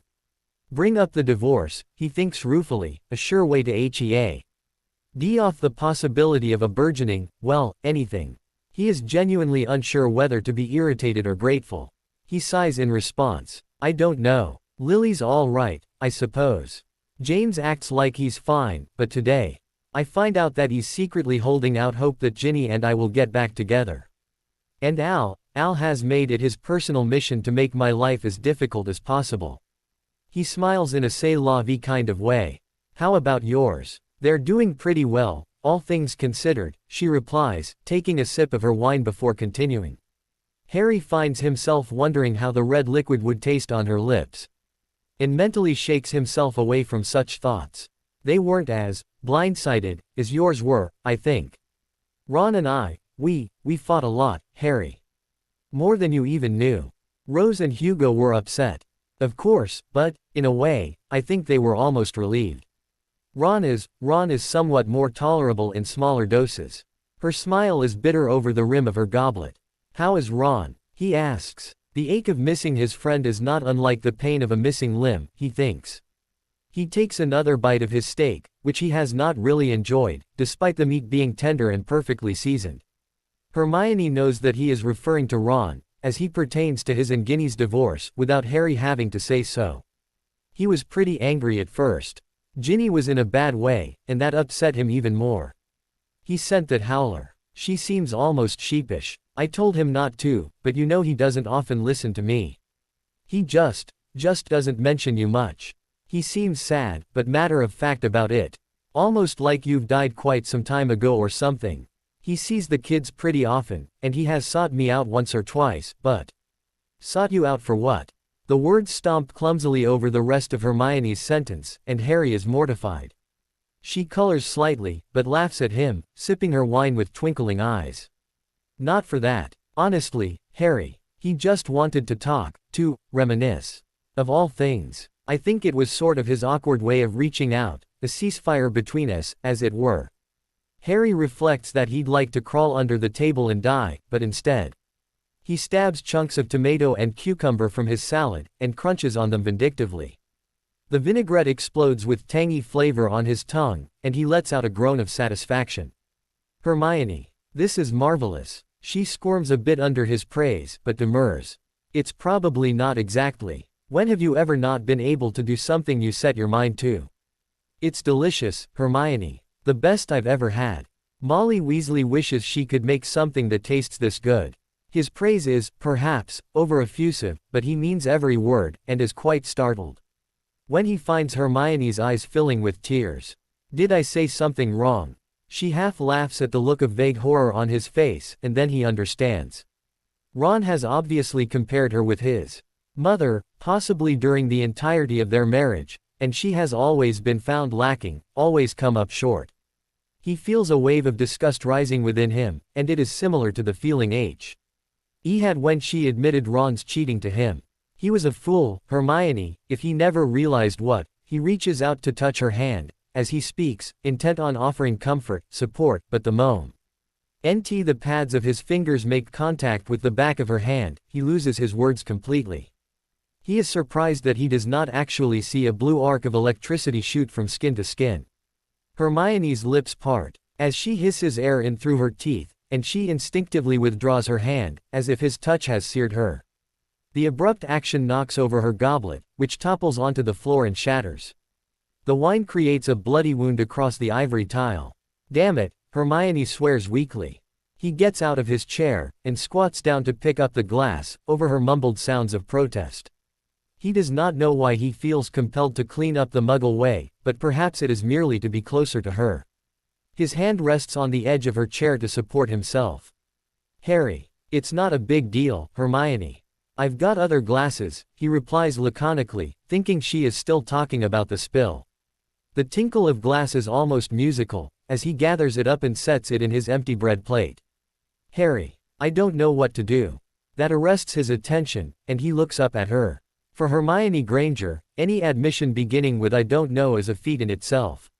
She doesn't even have to specify. He knows to what she is referring. Neither do I. His voice is rough with emotion in the near-total silence of the room. His knees give out and sink down to the floor. He is grateful that he has not knelt on any glass. But he can feel the wine seeping through the knees of his trousers. But I know us. I trust in us. I always have. Hermione's lips tremble, as he reaches up his other hand to caress one wayward strand of her hair from her face. Yeah, her voice is a wobbly almost whisper, and her breath catches in her throat at his touch. The distance between them closes. As he inclines his head upward and she leans down simultaneously. Harry's heart is pounding, his blood is roaring in his ears. He feels as ridiculous and giddy as a schoolboy, half disbelieving At now, in his late 30s, he is going to do something he has never done before. He is going to kiss Hermione Granger. The kiss is hesitant at first, but her lips are pliable and his are hungry. After a moment, her ardor rises to match his, and he discovers that the commingled essences of wine and vinaigrette are vastly different on her tongue than they are on his own. He draws her closer, and his fingers snag in her wild curls. The salt of her tears makes him slow down, his mouth moves over hers more tenderly, as if he can soothe away years of insecurity and fears of inadequacy. Harry, or does she say hurry? The word is an almost inaudible intake of air. He pulls back and drinks in the sight of her tear-wet cheeks, her well-moistened mouth, the way desire and apprehension wore in her dark eyes. Desire, for him, his blood is like quicksilver in his veins, like lightning, like fire. He feels as if he has collided into her at Quidditch flight speed and propelled them both over that precipice. He is drowning in her gaze, and he knows that there can be no going back, not for them. The knock at the door startles both of them. Harry curses under his breath, and Hermione's Kate clatters across her plate when her hand collides with its handle. The sharp sound has the effect of casting a freezing charm over the entire tableau. Who in the hell? He mutters, as he braces one hand on the table to get to his feet. He straightens his glasses, rakes one hand through his hair, and tries to regulate his breathing as he moves toward the flat's entry. He feels as if the imprint of Hermione's mouth is branded on his. Ron is at the door.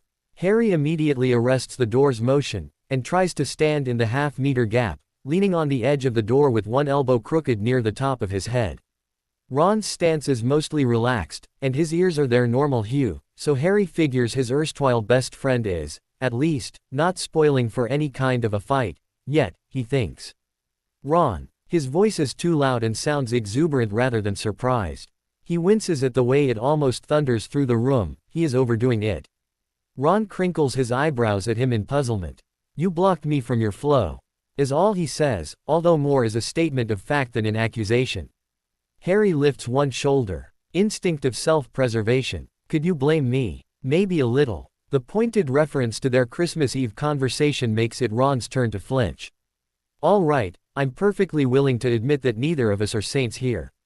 Can I just come in and... He stops and rises up on his toes. As something over Harry's shoulder catches his eye. In another instant, he has brushed Harry out of his way, and fully entered the flat. Harry turns, and takes. In the entire scene the way Ron would. The table set for two, the steak, the wine, Hermione looking thoroughly kissed and now, Harry sees, horribly guilty. Hermione. Ron says, squinting at her as if she is someone he thinks he might have known once. Ron, Hermione says primly, as she stands, clasping her hands in front of her and moistening her lips anxiously. So, this is how it is. Ron's voice is almost natural, conversational. But Harry can see the banked fire flickering in the depths of his eyes. This is nothing, Ronald, Hermione says. Harry thinks that she would be somewhat more on thinking if her voice were in its usual octave. It doesn't look like nothing. He still sounds normal, and it is making Harry nervous. She stopped by, and I invited her to stay, he offers. For what? Ron's eyebrows rise to his hairline. The innuendo drips from the edges of his voice. For dinner. Harry's mounting indignation hones his voice into something sharp. Ron is taking this FLEDGLING thing between him and Hermione and sullying it, turning it into something secret and sordid, and he is only doing what everyone is going to do, thinking what everyone is going to think when, if, this ever comes out. But he is Ron, they're Ron, and there was once a day where he wouldn't have been one of the maddened horde, cavorting with unholy glee once the hero has toppled from his pedestal. Perhaps those days are gone forever. How long has this been going on? Ron's ire is starting to make itself known. Harry cocks an eyebrow at him. About an hour. There is more truth to the statement than Ron knows. It has indeed been about that long since Hermione and Harry finally ceased dealing with hypotheticals and possibilities, when she came crashing through his door. Ron is assuming that Harry is insisting on referring to the meal, and gives him a dirty look. Were you, he turns to Hermione now, and gestures between her and Harry, while we were still married. After all the grief you gave me about that one indiscretion with Cecilia. One indiscretion, Hermione sort of screeches, while Harry says, "You slept with my assistant." I'd say this trumps that, wouldn't you, Harry? We haven't done anything. Ron, do you really think Harry or I would have done that to you, to Ginny? Hermione is pacing in small circles, her voice approaching ultrasonic levels. Harry, no. Tices absently that the wine on the floor is beginning to congeal. I thought I knew both of you, but I was obviously wrong, Ron says nastily.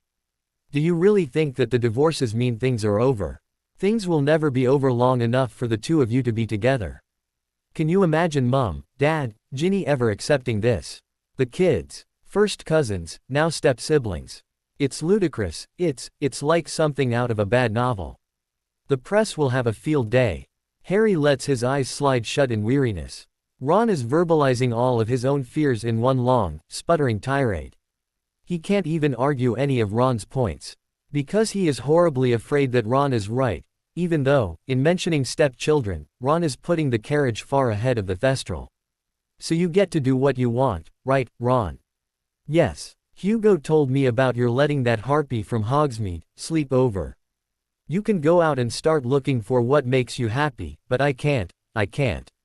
For the first time since he walked in, Ron looks more uncertain than angry. I didn't say that, Hermione. I just. Hermione takes a deep breath and squares her shoulders. Then she does something that surprises several years off of Harry's life. She takes a handful of steps, closing the gap between them, and tucks herself beneath his arm, wrapping that hand where her waist flares out to become her hip, and leaning onto his shoulder.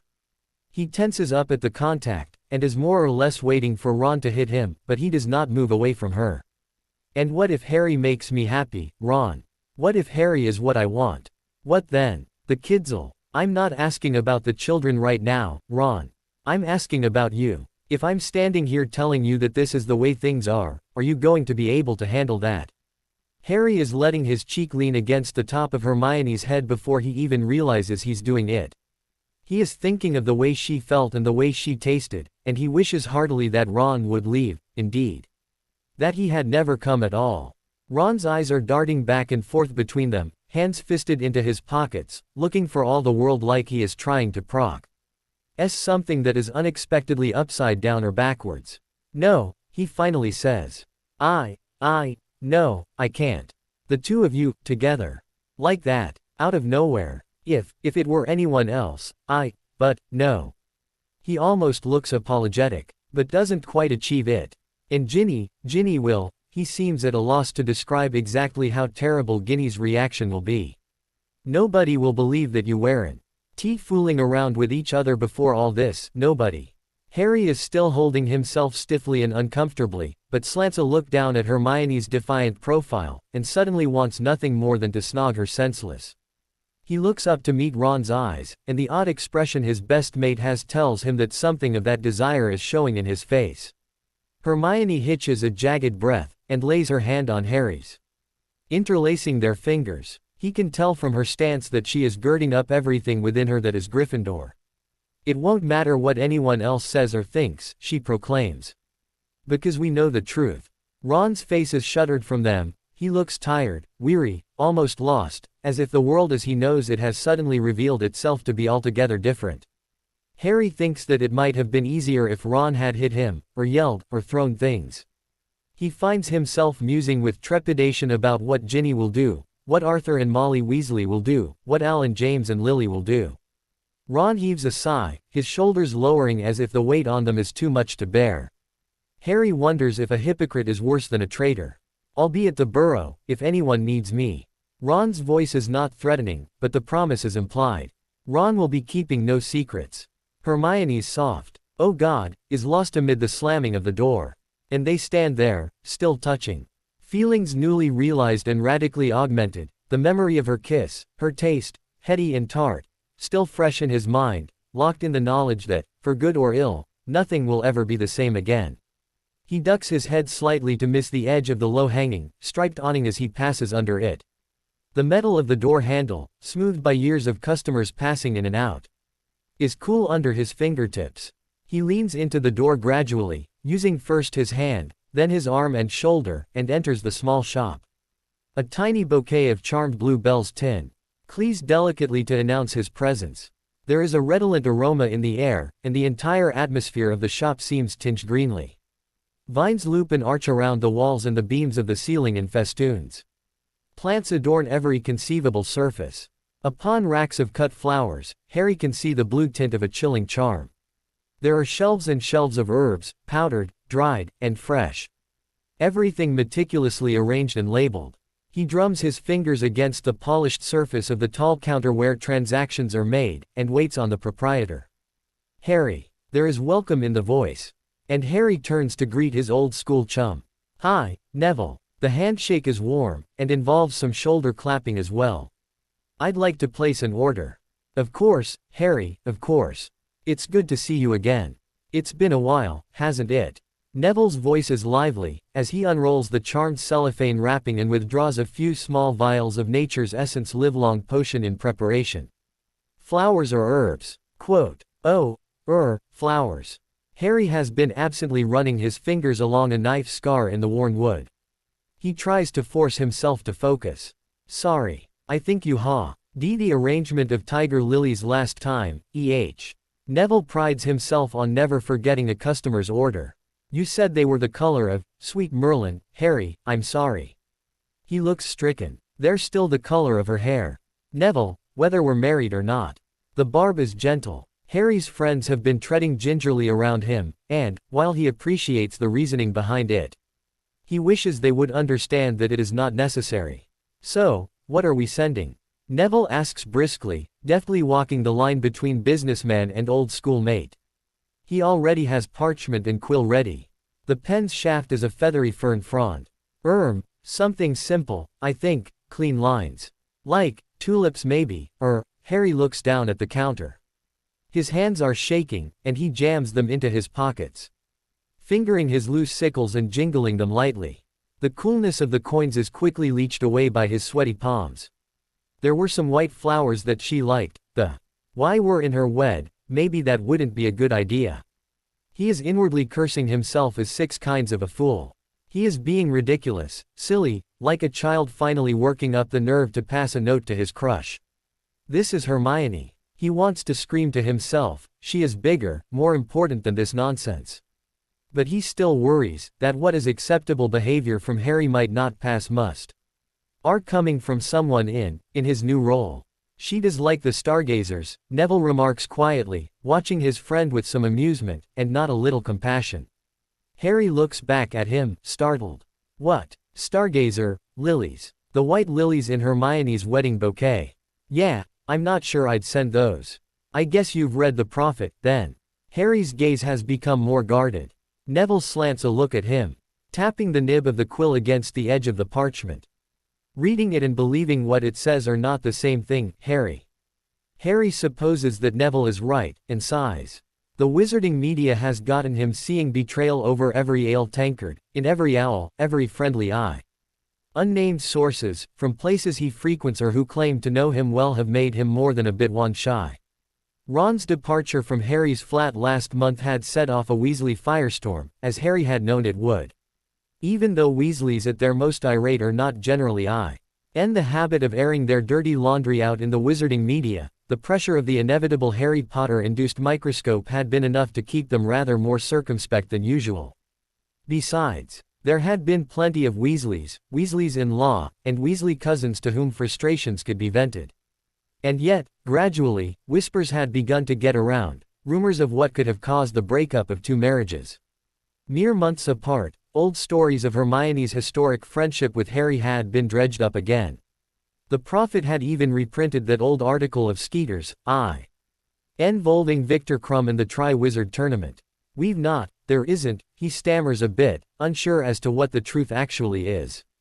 Neville's expression is neutral, but his eyes glint sympathetically. He twirls the end of the fern frond between his fingers. Harry runs his hands through his hair in frustration. Merlin's beard, Nev. I haven't done this in more than 20 years. And with her, of all people. We must be mad to think anyone will ever accept. He trails off, and his eyes grow distant. Maybe I can't handle this. I can't even send her flowers without utterly second-guessing myself. Neville is watching him carefully. He plays with the corner of the still unmarked parchment, dog-earing it. It makes a raspy scrape against the ball of his thumb. Surely you've sent her flowers before, he suggests mildly. Harry shoots him a suspicious look, realizing full well that Neville remembers exactly what he has or has not sent Hermione. Of course I have, he says, after a beat. When she had Rose and Hugo. When she finished her internship, when she turned 30. But that was different, that. Why? Neville demands, cutting him off. Why is it different? This is Hermione, Harry. You've known each other for years. But my feelings for her are different now. Our situations are different. Maybe her expectations are different. We weren't happy before. What if we can't be happy now? What if we ruin everything? The word is evident in his melancholy sigh. I think you matter too much to each other for either of you to let that happen, Neville muses. Ginny mattered to me, Harry points out, sounding more defensive than he'd like.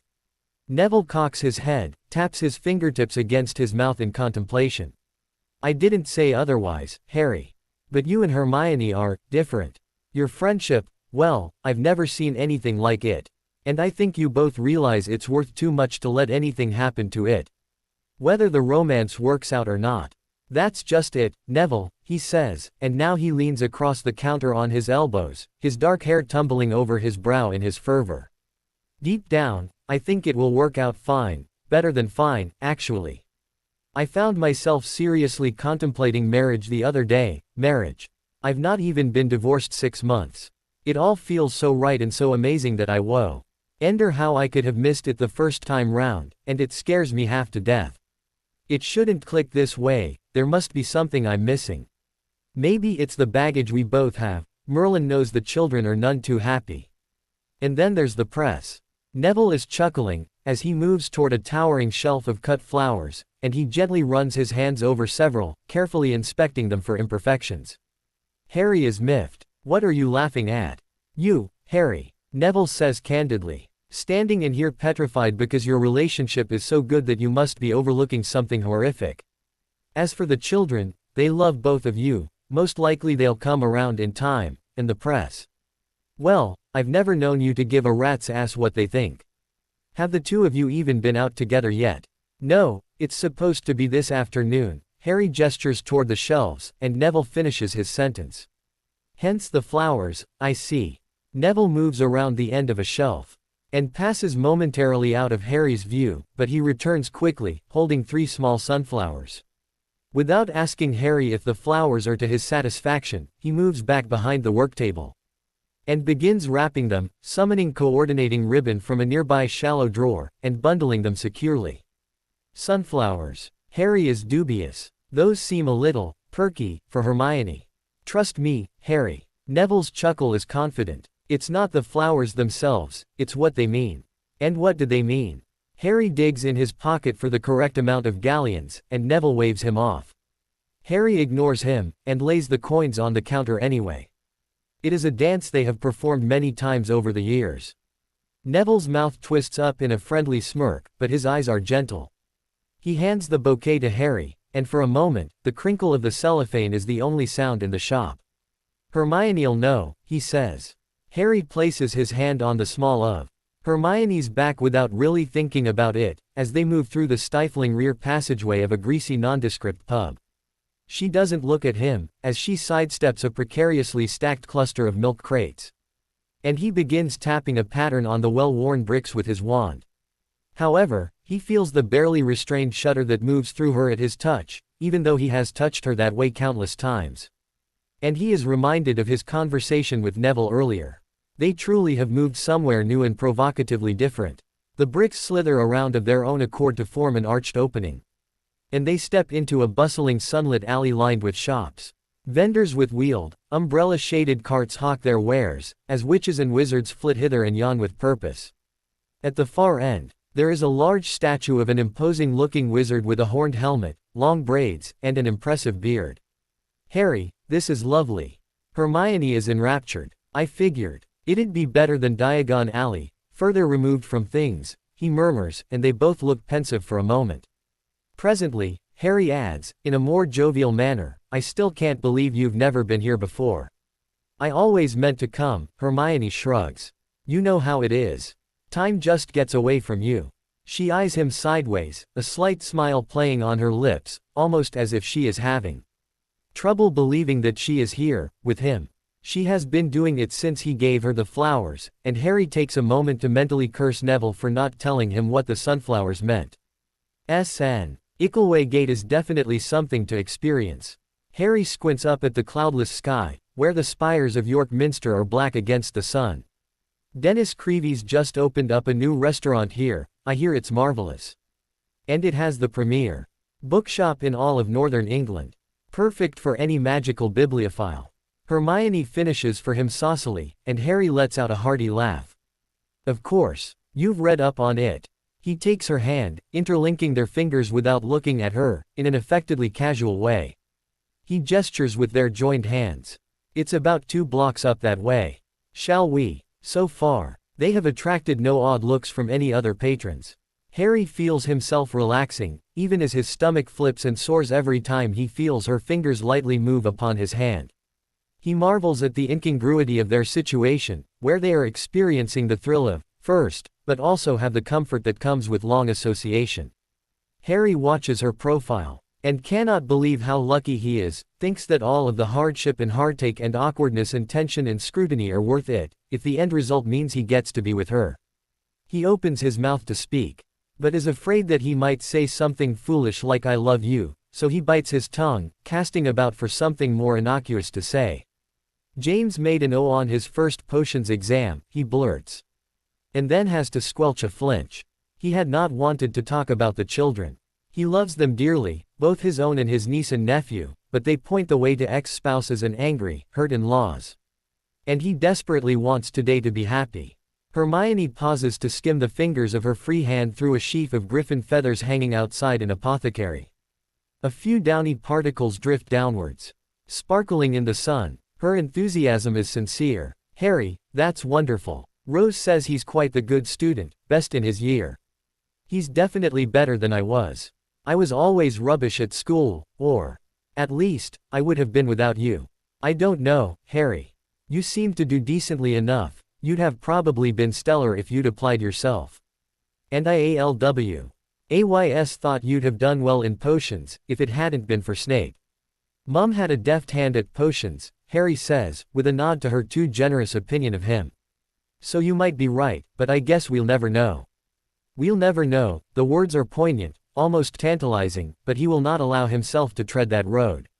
He knows they cannot change what has gone before, they can only place I with the hand they've been dealt and accept the consequences of the way they arrange their cards.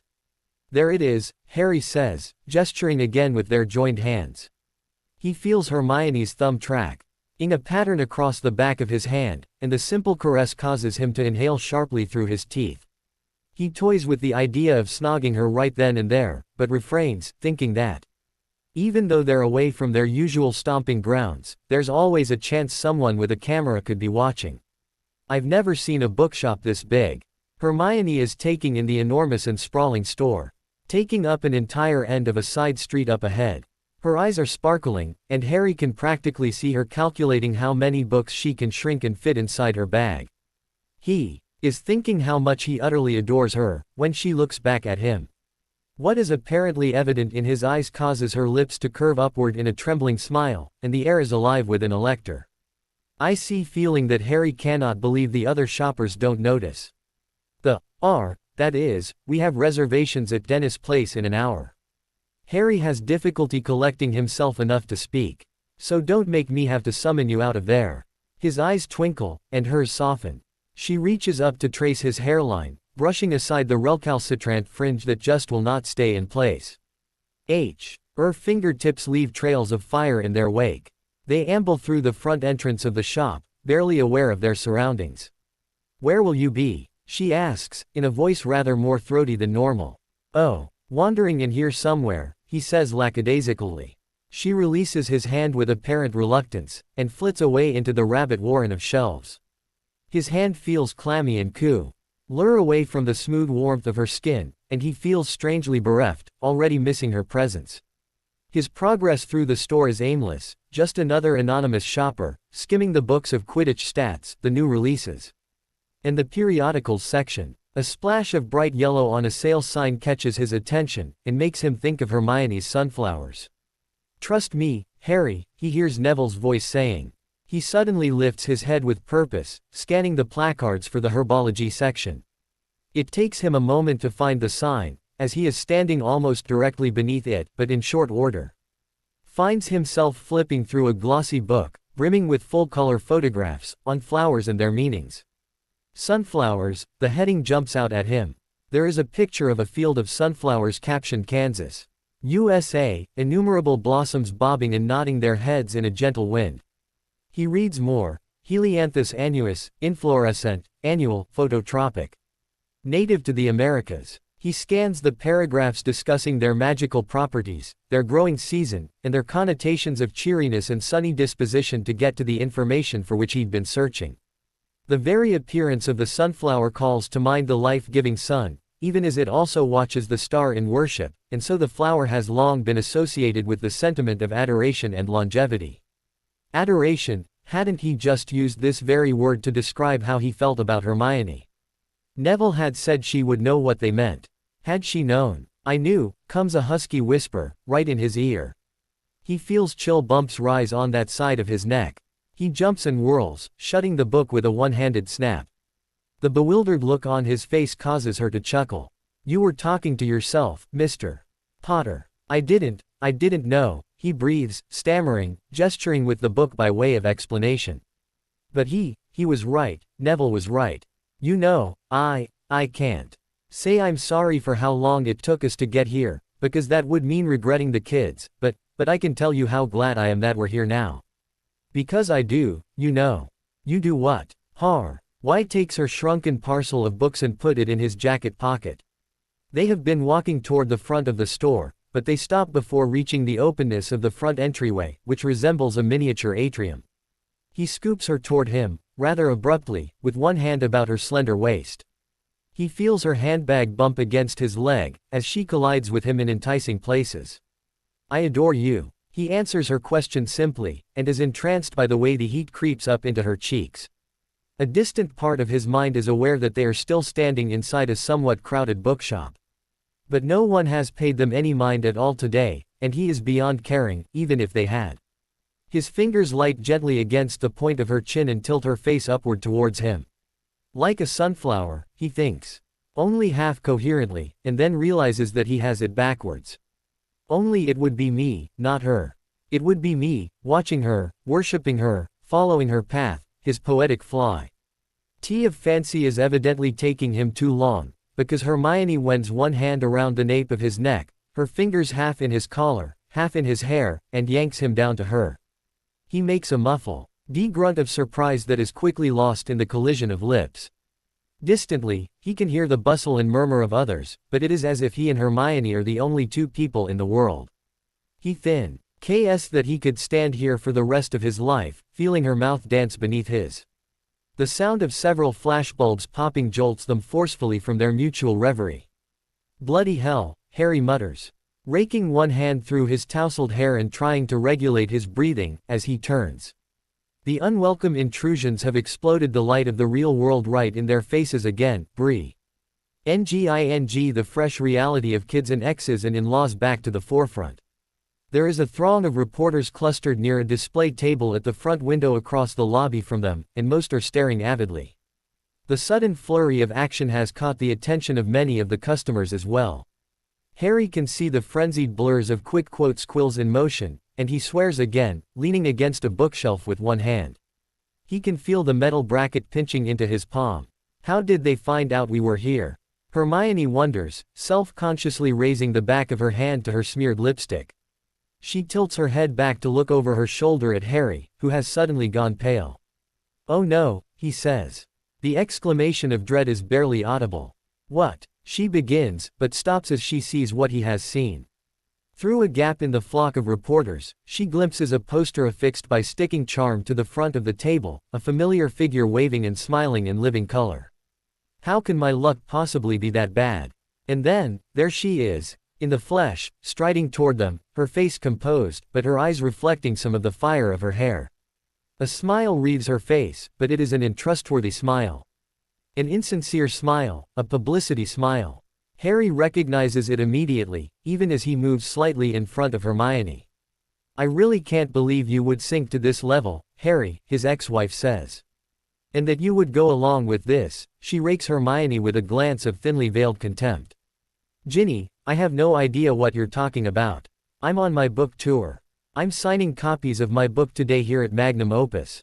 And I'm sure you had no idea, and that it is a complete coincidence that you are here today, with her." She flings her arm toward the table as she speaks the phrase, "my book." And Harry hears more flashbulbs. He imagines the latest headlines: Harry Potter crashes ex-wife's book tour to snog sister-in-law. He catches a better look at the poster, as well as the stacks of glossy hard covers on the table. The cover is white, with embossed gold lettering and a fabulous photograph of Ginny gracing it. The poster proclaims the title in larger letters of the same font. And Harry sees it fully for the first time. Why, oh why had they not noticed this when they entered the store? Book cover. Ginny is shaking her head, as she shrugs her shoulders, empty palms up. And looks chagrined. "Losing the snitch, from courtship to dissolution with Harry Potter. That's the name of your book." The flabbergasted question bursts out of him, louder than he intends. "Your agent said it was a memoir about the war." Ginny lifts one elegant hand and smooths the shoulders of her robes. "The war's in there. I can't believe you would attack me in print. Do our children mean nothing to you? It's bad enough that everything I do is automatic front-page fodder, without your adding fuel to the fire." Ginny blinks placidly at him, cocking her head to one side. "I'm not the one who left them, Harry. I'm not the one who threw our marriage vows aside like yesterday's rubbish. And I assure you, sweetheart," the word drips with venom, "I've told no lies in my book." Harry is still standing partially in front of Hermione, hoping to shield her from the photographers and deflect any of Ginny's ire, but he has not let go of her. Ginny's gaze goes down to their clasped hands. And something unidentifiable flickers in her gaze. "I assure you I had no idea you were going to be here today, because we could have definitely arranged to be somewhere else," he tells her smoothly. Ginny inhales a shuddering breath, and brackets her forehead with one hand, shaking it slightly. "This is really embarrassing," she says. But Harry's compassion can only stretch so far. "Save it, Gin," he snorts. "You're loving this, and don't try to pretend you aren't." "I'm loving it." She is incredulous. "Yes, it's been such a joy to be dumped by your husband, who's claiming he's never been happy with you. And then to have him immediately take up with your sister-in-law, I'm nearly giddy." "Oh, you love the attention. You know that anything Hermione and I do is going to be immediately suspect. And the fact that our divorces happened so close together only means that everyone will think that things were going on during our marriages, even though they were not. You get to be the martyr. The wronged wife, the poor pitiful victim. You end up smelling like a rose, while all the shit sticks to me. You're eating this up with a cauldron ladle. Harry, how can you say?" There are tears beginning to sparkle in her eyes. The intermittent flashes are starting to give Harry a headache. "How can you blame any of this on me? You chose to have this fling, surely you knew there would be consequences." "Yes, I knew there would be consequences. I knew that people would be hurt, but that hurt would also happen if I continued living a lie. This is not a fling. It never was. I wouldn't risk the children's well-being over something I wasn't sure about." His conversation with Neville buoys him up, gives him confidence. He is committed now. "You can't be serious." Ginny's voice is a dramatic hiss of disbelief. "I am completely serious," Harry echoes, and takes a deep breath. He feels Hermione squeeze his hand in reassurance. He lifts their hands just enough to recall Ginny's attention. "This is the way things are, Ginny. It would be easier for everyone involved, if you just accepted that. I'm in love with Hermione. And I think," he flicks his eyes at her questioningly, and she nods. He can feel the side of her face move against the shoulder of his jacket. "I think she loves me too. So yes, this is serious. You should know me well enough to know that, at least." Sweet Merlin. Ginny steps back from them without her usual grace. Her high heels click coolly on the tile floor. They still have an audience, though no one got noticeably close, huh? RRY is still not certain what has or has not been heard. Well, her chin is thrust forward, her shoulders stiff and her head high. The publicity smile is back in full wattage. "I hope the two of you will be very happy." Only Harry would notice the subtle clog of tears in her voice. "Thank you," Harry goes along with her charade. "Now, we'll just be going. We're late for our reservation, and we've already disrupted your afternoon enough." He relinquishes Hermione's hand to wrap one arm around her shoulders, and plows his way through the crush of people who have congregated between them and the door. The cameras are flashing as if they've had rapid-fire charms cast on them, and the shouted questions are mostly unintelligible. Harry ignores them, and side-alongs her to Dennis' restaurant, as soon as they're safely outside. Hermione is smoothing her hair, as the maitre d' leads them to a secluded booth in the very back of the restaurant. As they both sit, Harry leans his head against the USHIONED back of the booth and sighs tiredly, closing his eyes. When he opens them, Hermione is watching him. "I'm so sorry," they say in unison. "You shouldn't have had to see that," he tells her. "You wouldn't have even been there. If it hadn't been for me," she reminds him. "I feel for the children. I thought Ginny and I had become old hands at keeping our Rose out of the papers. It was bound to come out sooner or later. You don't regret it, do you?" She looks uncertain, her hands are folded tightly in her lap, but he reaches across the table with his palm up, until she nestles her delicate hand in his. "Regret what?" His thumb is stroking up and down the length of her index finger. "What you said back there, about being in love with you. No regrets, Hermione. It's the God's honest truth. I'm in this for the long haul, if you'll have me." Hermione's eyes are misting over, and she is having trouble speaking, but she nods enthusiastically. He supposes that, as proposals go, it's not terribly romantic or even very official, but they both understand what has not been said. He lifts her hand, and touches the back of it to his lips. "That's it for today, I will stop here. I hope you all enjoyed this video. If you please consider subscribe and make sure to hit that like button, share with your friends, and don't forget to check out author of this story. Details in description.